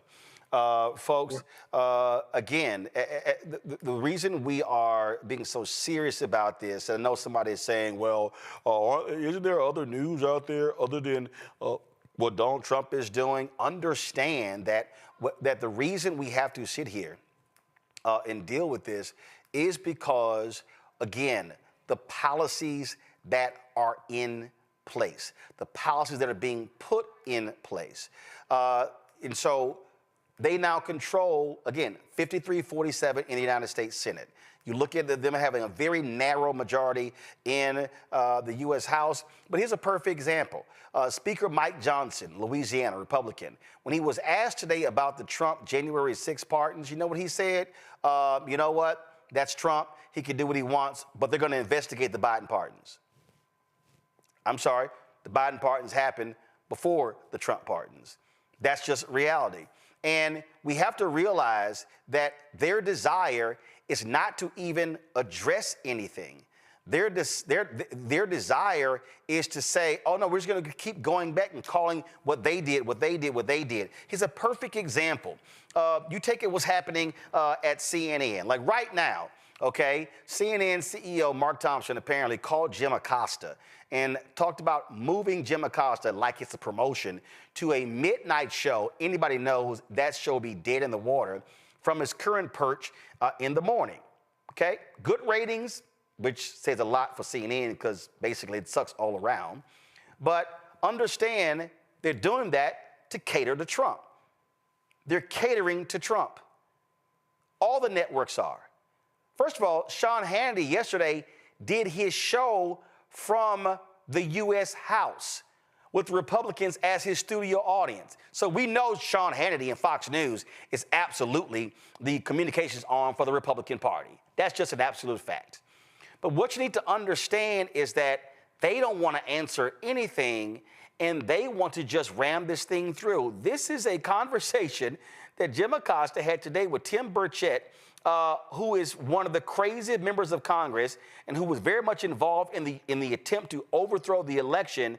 If you want to hear crazy, watch this.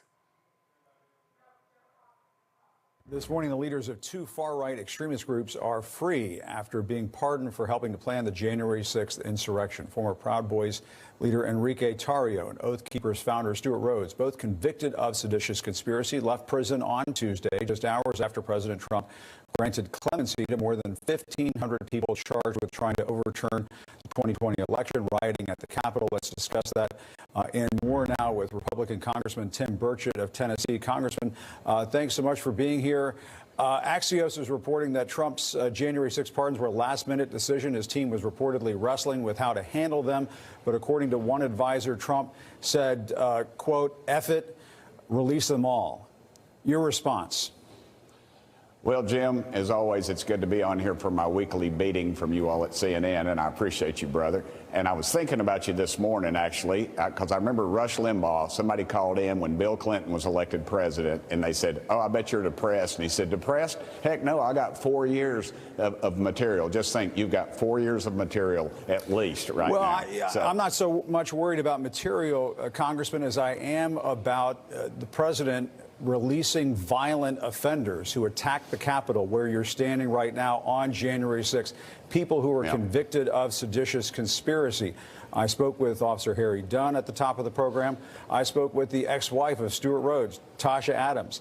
They are both worried about their safety. Do you defend what Donald Trump did, releasing these people from prison, pardoning them, commuting their sentences? Yes or no? I was the last person to leave the Capitol grounds, the floor of the Capitol, last member of Congress on January 6th when all this went down. I was offended as anybody. If they crossed those barriers, they were breaking the law. But you got to realize, too, they are charged under federal law. Many of them never even saw their day in court and were sitting in a jail cell. So the whole thing is Congressman, bad news. But you also, Congressman, I asked you a yes or no question. Do you agree with President Trump's decision to pardon these violent people and releasing them from jail? If they were truly violent, no. But do I know that they were? I don't know that. What do you mean you don't know that? We're showing the footage on the air right now. Congressman, you were there that day. There are offenders on January 6th who violently beat police officers. There are offenders who are convicted of seditious conspiracy. That is the truth. This is a political world, Jim, and I don't remember you all on CNN condemning Joe Biden for commuting the sentences of murderers and child molesters, which he did, and you all Congressman, refused, I'm not asking you about refused. that. Congressman, Well, we talked about you Joe never Biden's do. pardons. You never do, Jim. Congressman, we You did never talk do. about it. We talked about Joe Biden's pardons. Oh, Jim, you did not. You all read your report from the Democrat National Committee, as you always do, that and is you attack absolutely Americans. false. Congressman, No. are you going to respond and say whether or not it is right to let these people out of jail? I don't know if it is or not. I'm not a lawyer, but I'll tell you what isn't You're a right. congressman. It's You're for a member them. of Congress. You're an elected It is official. not. Take a stand. They were not given due process. I told you if they crossed the line, they were trespassers. Should they rot in jail for the rest of their lives in a federal penitentiary not and never be trespassing, charged? beating police officer, tasing police officers, what you're seditious forgetting to know- conspiracy. What you're forgetting to say is the ones that he didn't release. Why did he not release those? There are several that he did. This blanket thing you're all talking about is not a blanket. It's not a blanket pardon. There were several that he didn't for those very same reasons. Why are you not focusing on them? Congressman, we're talking about the leader of the Oath Keepers, the leader of the Proud Boys. They should be released from prison? What about the leader of the FBI? What about the FBI agents that were on the grounds, that were in that mess, Congressman, that were helping the leader of the orchestrate FBI that? was not rioting at the Capitol that day and beating up police officers. Whatever happened to Back the Blue? I want to show this. The Fraternal Order of Police, another police organization out there, the International Organization of Police Chiefs. If we can show that up on screen, that would be great. They both say that what President Trump did is wrong. They're deeply discouraged by these pardons. And I want to ask you, Jim, if they broke the law, they ought happened? to be in jail. If they broke the law, they ought to be in jail. Okay, you spring this stuff on me. I don't know. I haven't seen the tapes of these individuals of what they did. What happened to Back the Blue? What happened to backing police? Pause. Okay. The reason I'm laughing, Jade, Political Sis, and Rebecca, I haven't seen the tapes. You spring this thing on me. It happened 4 years ago. There was literally a January 6th committee. Videos have been shown ad nauseum all over. So what a member of Congress is saying, I have been so out to lunch that in the last 4 years, I hadn't seen nothing. I hadn't heard nothing. He's like, you were there. It's like, what are you talking about? These people kiss so much Trump ass, they all look like they're in blackface. That's how much a Trump ass they kiss. Orange face. And they sitting here and Jim, I hadn't seen it. We're showing it right now. And y'all, I guarantee you, there was a monitor that was sitting in front of him. What people need to understand, he was one of the people who were a part of the overthrow effort. The head of one of those folks who got released, Tarrio, got 22 years in prison. The head of the Oath Keepers got 18 years in prison. Oh, and were y'all aware of what happened today? That oath, the Oath Keeper, hold on, I gotta show y'all too. If y'all wanna understand how much these people are in bed together, I don't know if y'all saw this here, but if I'm gonna show this because I'm about to blow y'all away if y'all have not seen this. Sam Stein of the Bulwark posted this photo. This photo, that's Stuart Rhodes, who was just pardoned. He was the Oath Keeper guy. No. I ain't blowing y'all away yet. Do you know where he's sitting, Political Sis? He's sitting in the Dunkin' Donuts in the Longworth building where House members' offices are. Let me repeat that again for everybody come to me. I want to repeat. The guy that you're seeing, Stuart Rhodes, Oath Keepers, who led the Oath Keepers, okay, a violent group. He was sentenced to 18 years in prison. He got one of the 1,500 pardons of Donald Trump. Today, this is him sitting in the Dunkin' Donuts in the Longworth building in Washington, D.C., where members of Congress are. When asked about him, John Thune, the Republican Senate Majority Leader, goes, I don't know what they do over in the House. He wouldn't even address it. If you were questioning whether these oath keepers, these Proud Boys, if you were wondering if they in cahoots with the Republican Party, exhibit 20,896, political sis. I mean, Lauren Boebert, didn't she invite them? Yeah. Did she not invite? In fact, the Democratic Policy and Communications Committee dropped this video today, reminding Republicans of what happened on January 6th, and it includes the person you just mentioned, Lauren Boebert. Roll it. Okay. So this is January 6th. These are the hostages. Approximately 1,500 for a pardon. Yes. Full pardon. This pardon that Donald Trump has issued is sweeping. It is 1,500 people. That is every single person charged in any kind of a way tied to January 6th, including those, the more than 500 or so, who are charged with violent offenses. They're victims of what happened. All they were doing is protesting a rigged election. That's what they were doing.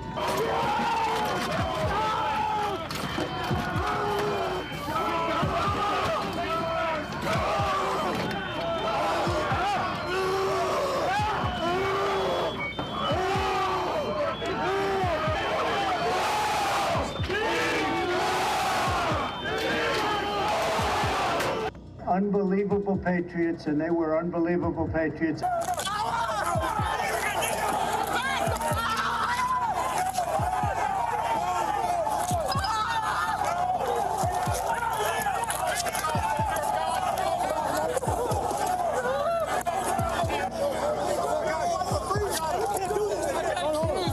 Among those you pardoned, DJ Rodriguez. He drove a stun gun into the neck of a D.C. police officer who was abducted by the mob that day. He later confessed on video to the FBI and pleaded guilty for his crimes.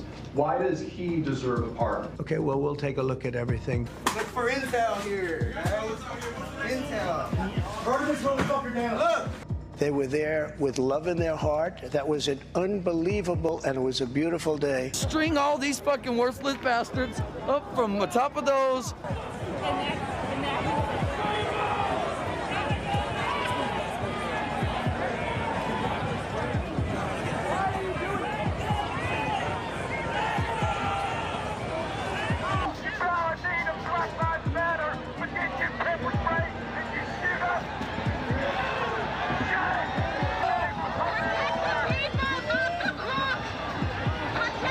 We hope they get him. We hope they come out tonight, frankly. Speaker Mike Johnson was pressed by reporters. Here's what he had to say. It's not my place. It's the president's sole decision, and he made a decision, so I stand with him on it. We hope they're going to be released shortly. They should be released shortly. A pardon is a pardon. I want to see them for their release. And, you know, I'll be the first member of Congress to offer them a guided tour in the Capitol.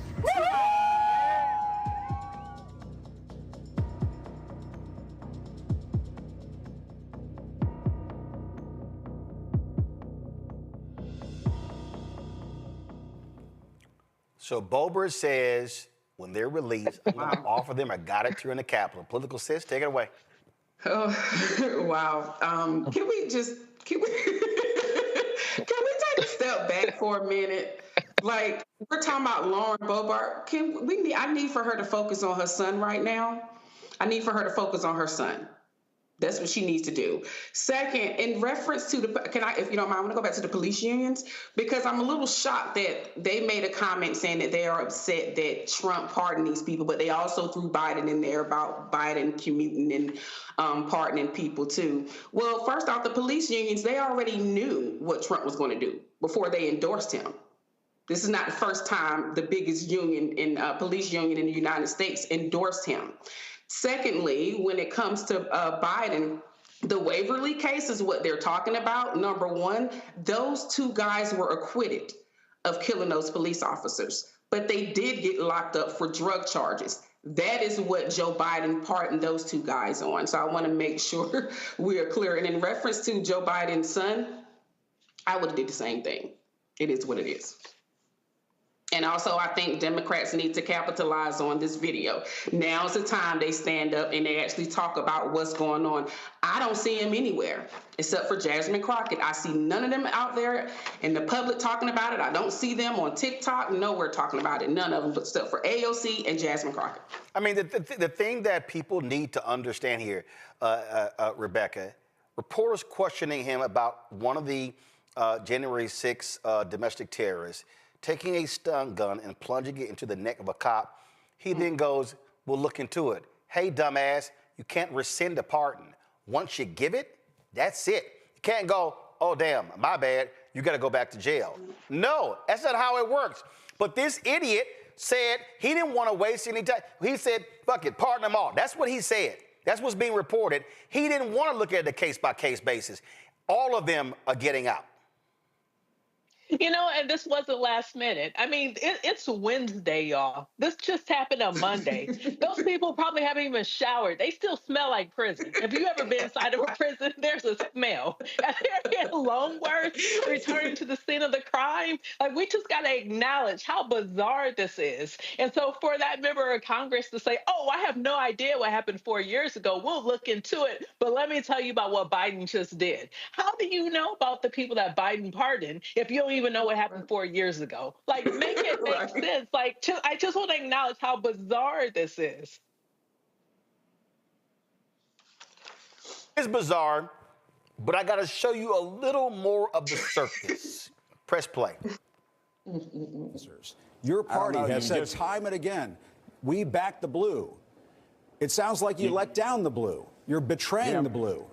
Jim, why don't you just give an editorial and not let me come on? Look, what happened in the last 4 years with police? What happened with all the riots that took place all across the country? Police officers were murdered.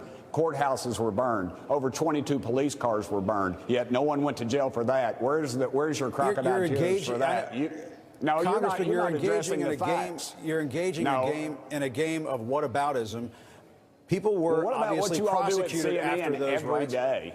Every day, all you've done is what we're doing at CNN. We didn't storm the Capitol. These people did, and President Trump let them out of jail. Why not just say you were? Phrase, cops were killed all around the country, and nobody went to jail for that. That's bullshit. We can call a lie on that. You can't show me where a cop got killed, and nobody went to jail. Oh, I think that was a cop who got killed in Baltimore, who they believe was killed by fellow cops because he was going to tell on them. He was going to snitch. Maybe that's what Tim Burchett is talking about. Continue. Tim Burchett. Wrong, Mr. President. Say it. Why can't you say it? Jim, as I said, individually, I don't know the case, but on several he did not release from jail. Why are you not putting the story out on that and saying it's a blanket? Show me the tapes of these individuals beating police. Jim, I can't name the case. Can't name the person. I have no idea what the hell I'm talking about, but I know he did it. You're an idiot. And you know what? I think Tim Burchett, I think Burchett is now surpassed in terms of, because you know, the dumbest person in Congress was Louis Gohmert of Texas. Burchett, you now have the title. Press play. We're showing it right now. Congressman, you're saying, I'll be happy to go to your office and show you the footage of these people beating police officers. I've seen the footage. I've seen that footage, but of those individuals, Jim, Congressman, I spoke with the ex-wife of Stuart Rhodes, the leader of the Oath Keepers. This is what she told me just a few moments ago. Let's listen to this. I'm worried. I am worried. I also worry about his followers. They're a bit unhinged, and he does seem to be regathering and regrouping his army, right now. Congressman, there are relatives who turned in their relatives because they were involved on January 6th. Who's going to protect them now that these people have been released? Jim, I had individuals from my community, bankers, church people, that left before all this happened. The FBI came to their house, their places of business, and harassed them. This was a political thing from the start. It was a bad day in America. If they crossed the lines, It's they not were a political trespassing. thing. They It's not a political thing. Jim, it's Congressman, all they broke political. the law. It's not all political. There's such a thing as right and wrong and law and order. And Congressman, your party has said, we back the blue. And I just want to ask you, if any of these people who were released from prison, if any of them commit crimes in the future, should Donald Trump take personal responsibility for that? No more than Joe Biden should take personal responsibility for the 14 million people, for Laken Riley losing her life because he didn't have enough guts to enforce the law. I'm not talking about Joe Biden. Americans. If Joe Well, Biden you pardons should be. people You and they all- reoffend, he's obviously responsible for that. I'm you all asking spent- you, why can't Look- members of your party just tell the president when he's wrong? Why can't you do that? You spent 4 years making What are you excuses afraid for of? a fellow with Alzheimer's in the lead office in this country. Congressman, and you and I defending him know, and putting you and him I in talked office. about this. We raised questions about that time and again on this network, on this program. You all made I'm asking excuses you a for him question. for 4 years. Is You elected President him. Trump responsible? Is he responsible if some of these offenders reoffend? What happens if one of the Oath Keepers of the Proud Boys goes out there and hurts somebody? And they were involved on January 6th and were put in prison, and Donald Trump released them. Isn't he then responsible for that? Isn't he responsible if somebody gets hurt? I would say if they're Trump-appointed judges, they will go to jail. But if they're Joe Biden-appointed judges or Soros-backed DAs, they'll probably walk, as they do in New York and the rest of the country. As we saw during the Black Lives Matter marches, we saw in the riots all across the country, those people walked. Nobody went to jail. Why is Burchett a liar? There are Trump-appointed judges who are calling out his January 6th pardon. See, this is when you know you're dealing with a party that is a massive liar, because they are following a massive liar who now occupies the Oval Office. And so this was a 10-minute segment on CNN, and Burchett literally lied in nearly all 10 of those minutes. And people on the right, like the idiots over at Newsbusters and Sean Spicer, who was so stupid, he couldn't even get the crowd size right at the inauguration in 2017. They are saluting the great job Burchett did on CNN, because he questioned their rate and said SpongeBob get better ratings than CNN. That's what the idiot actually said. And so people need to understand that idiots like Burchett, guess what? They now have a vote. They get to vote on these things. And you know what? He represents a congressional district of some 700,000 people, and idiots in his district voted for his dumbass. This is what we're now dealing with. And so when people sit out elections and go, both parties are the same, I'm sorry. That's just stupid. It literally is just stupid. And what people are about to learn, Jade, they are about to learn that it's a whole lot of stuff that people have been taking advantage of, have been participating in, that is about to go out the window. Let me say it right now. I'm going to go to Jade first, then I'm going to go to Rebecca, then Political Sis. We're now talking about they are looking to do massive, hundreds of billions of dollars in cuts to federal programs. They're looking to do massive changes to the Affordable Care Act, to Medicare, Medicaid. Donald Trump got rid of, by signing an executive order, where Biden was trying to battle the prescription drug companies to have lower cost of drugs for insulin. They got no problem. They're like, oh, forget $35. And remember, on the campaign trail, Trump actually tried to take credit for insulin being $35. Then it was Biden. So now he's like, no, it's good. Let's go back to paying $1,500. So for all of the people who said they voted for Trump because it was about the price of eggs, it was about the economy, it was about inflation. Oh, y'all about to get a serious lesson in you got played. Jade? Yeah, Roland, not only are they about to be deprived of just the basic necessities in life, right? And the basic things that we have the rights to have, they're going to be deprived of anything that remotely is in excess of that. Oh, okay. Yeah, they're going to be deprived of so much more than that, right? This is only what's foreseeable and what we see for now. But the next 3 years, it's going to be completely depleted. And I do want to touch on briefly. I know we moved off of the J6, but I just had to. I was so disturbed by that video, Roland, that I really just, I don't have a poker face, but I was so disturbed because when he kept saying, if they reoffend, the thing is when they reoffend, right? Trump is showing us alone by how he handled this matter with the J6, that he is reckless. He's calling them hostages, right? That he is reckless, he is ruthless, that he is on board with people who assault people, including law enforcement officers. And we have not seen a piece or a half of what he's capable of doing and the rights that we are going to lose as people and just as people. Here's the thing, Rebecca. He said, Burchett, the only thing that he did get right, it's all political. Yes, it was political. Those idiots were protesting and trying to overturn the election because they lost. They were pissed off with how black people voted. Donald Trump kept blaming 4 cities: Atlanta, Philadelphia, Milwaukee, and Detroit. That's black people. So we know why they were there. Let's not make get any confusion here. They were pissed that black people voted, which is why they're targeting voting rights, which is why they're targeting civil rights. And people who are black, who somehow are playing this game, and they think that, oh, no, they're our friends. We can perform for them at their inauguration balls. It's all good. It's about securing the bag. Well, you know what? Your family members, your cousins, your friends, your church members, your homeboys, your homegirls are about to learn real quickly how this is going to turn out. You know, these are some very unserious people, but just because they are very unserious doesn't mean that they're not dangerous. Like just yesterday, if you went to the Department of Government Efficiency's website, doge.gov, what you saw was the Dogecoin icon.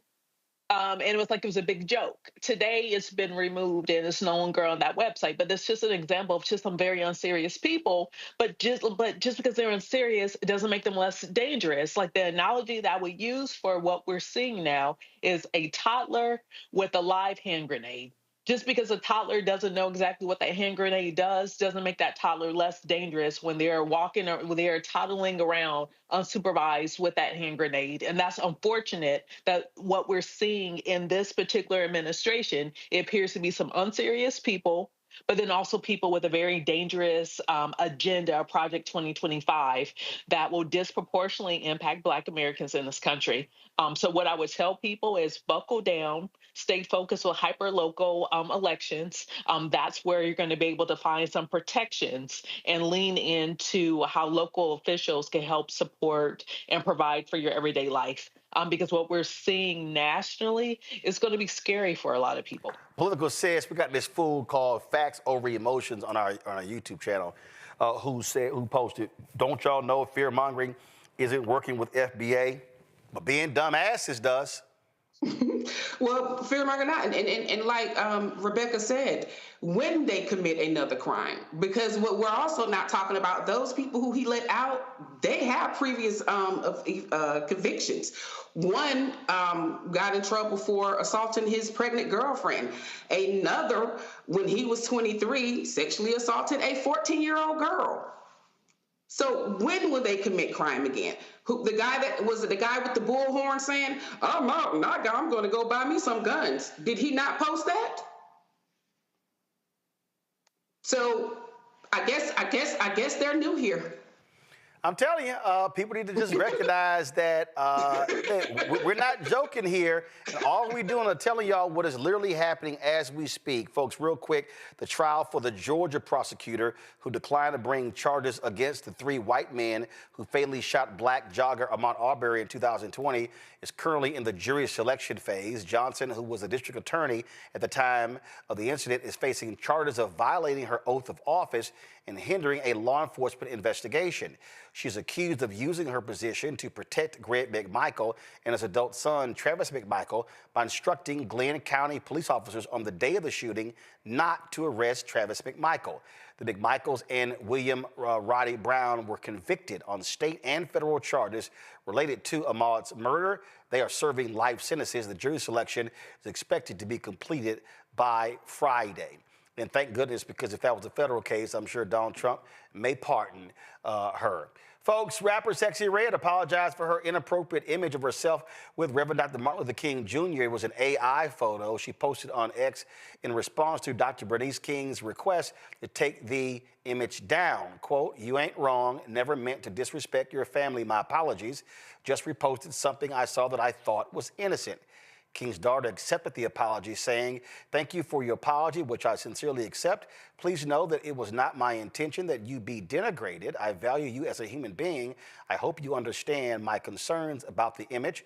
I know that my father has become a bit of a caricature to the world and that his image is often used with no regard to his family, his sacrificial work, or to the tragic, unjust way in which he died.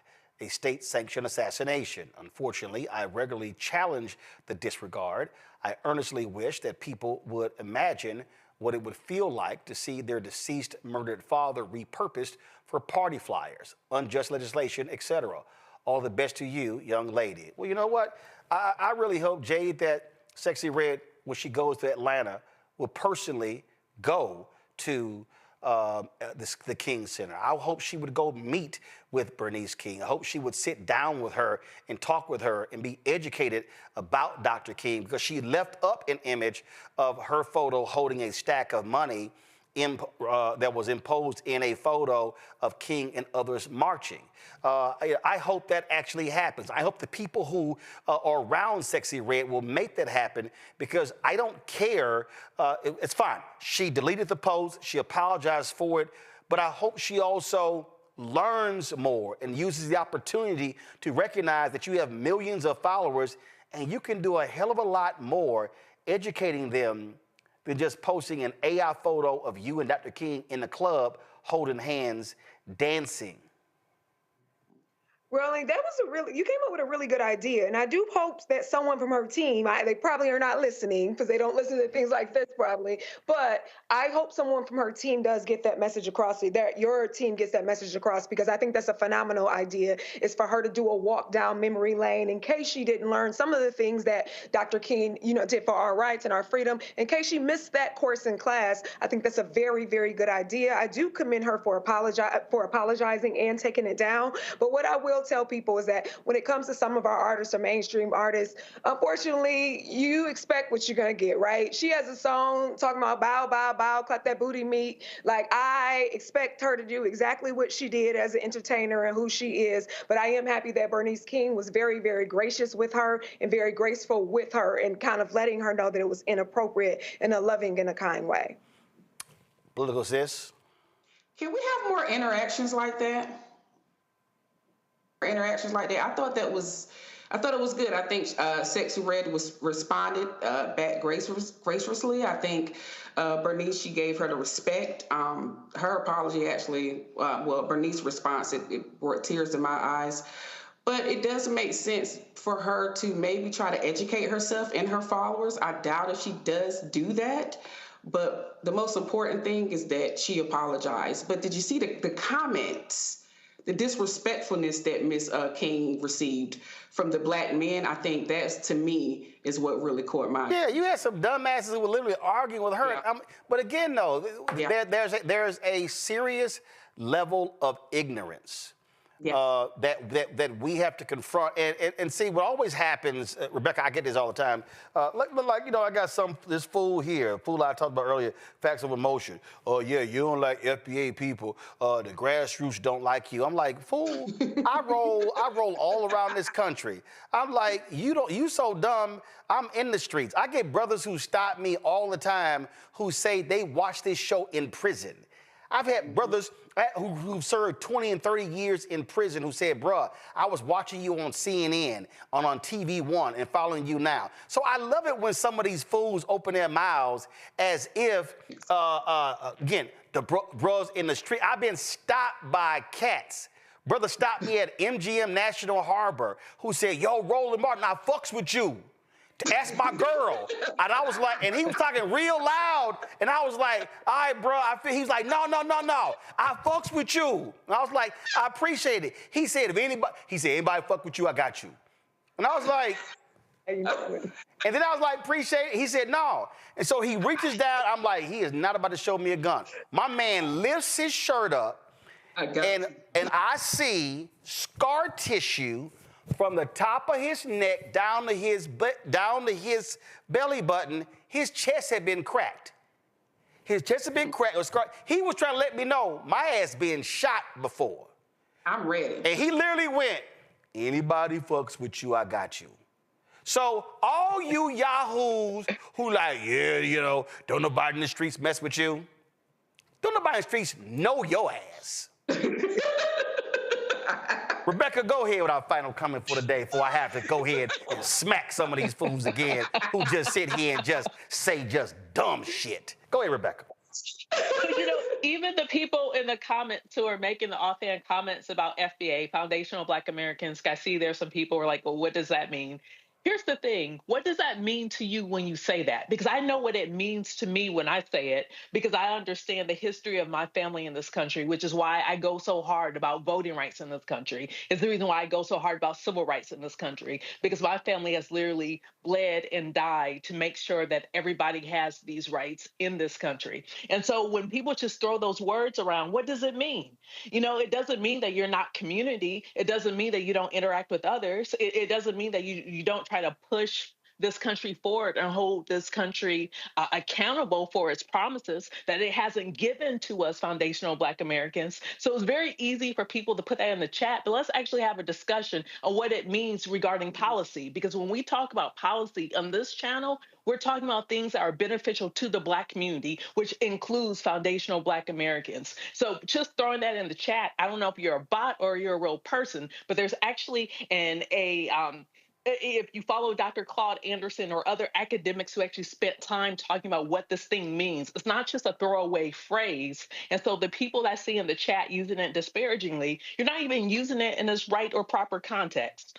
However, stay tuned to Black Star Network, where we talk about issues that impact Black people in this country. Well, you know, look, here's what I've always realized. All right. There are very silly people who have nothing in their lives, who do nothing in their lives, but the only thing they can do is talk about other folk, other people who do have stuff and who are doing stuff.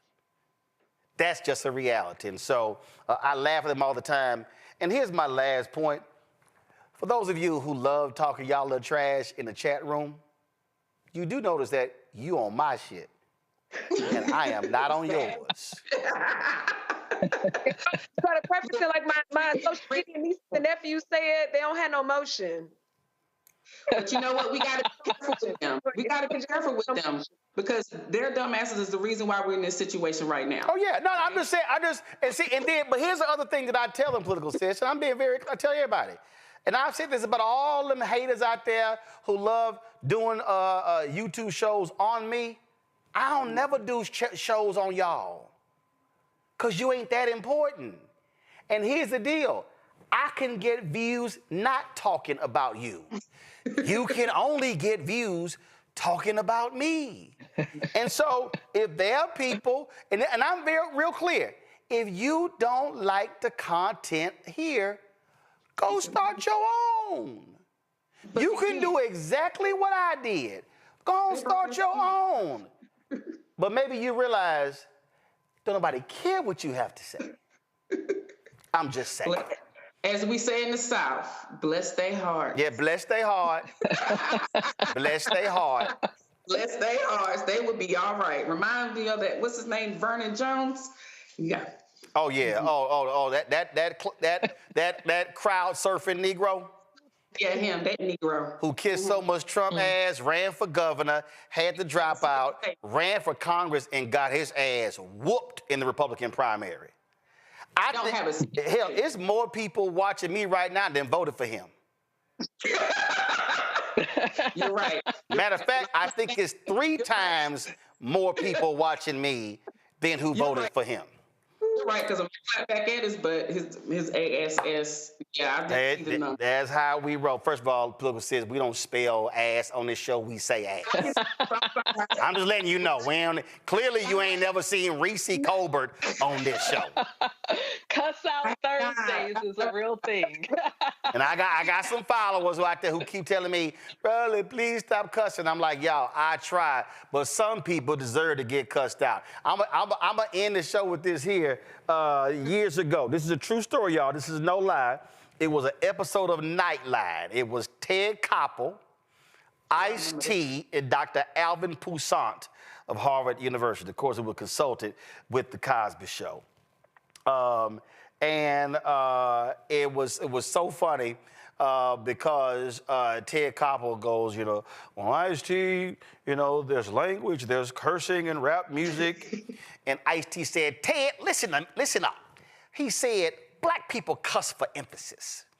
He said, for instance, Ted, a white person would say, Johnny, put down that knife. He said, a black person would say, Johnny, put down that goddamn knife. He said, Ted, he said, it's different with us. Then Ted Koppel goes, Dr. Toussaint, do you care to weigh in what Ice-T just said?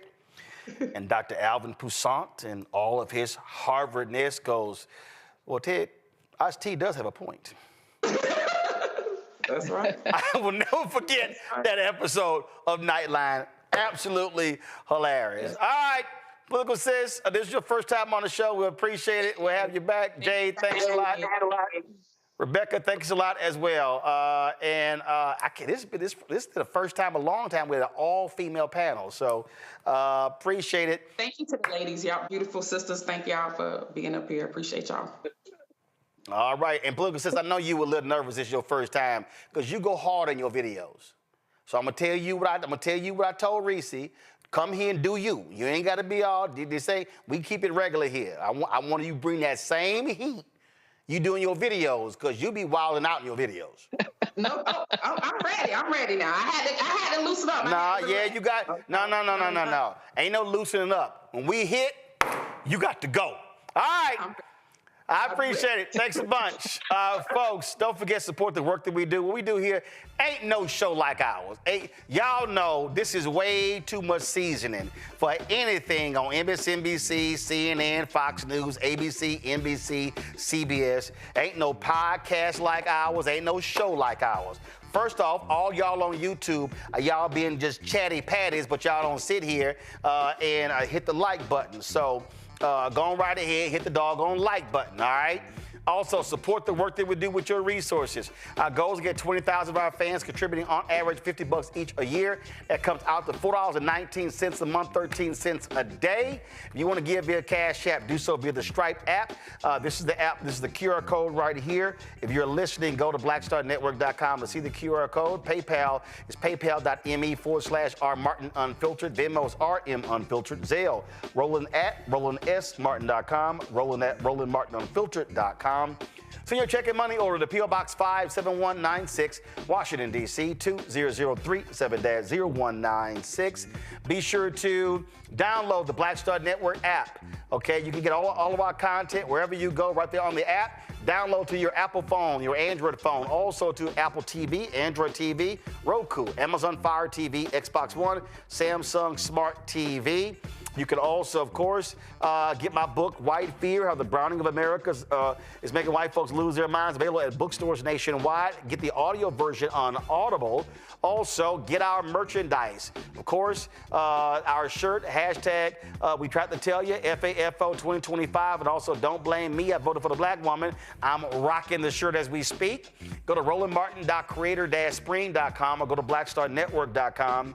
And don't forget, we want you to download the app Fanbase. Download the app Fanbase. You can also, of course, invest, get an equity stake in Fanbase. Go to startengine.com/Fanbase. They've raised almost $2 million in the last 2 weeks, totaling almost $7.5 million. The goal is to raise $17 million to add new features and all those different things.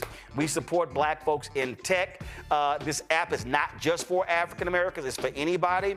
And with what and how Instagram and Twitter and Facebook are kissing Trump's ass and TikTok, we're going to need a place where we can actually go and speak our minds and not have our content censored, and that is Fanbase. You can follow me at Roland S. Martin on Fanbase. All right, folks, that's it. I'll see y'all tomorrow right here on the Black Star Network. 100% black owned, 100% unfiltered. We keep it real, keep it honest, and we speak truth to power. Holla! Black Star Network is here. Oh, no punch! I'm real revolutionary right now. Thank you for being the voice of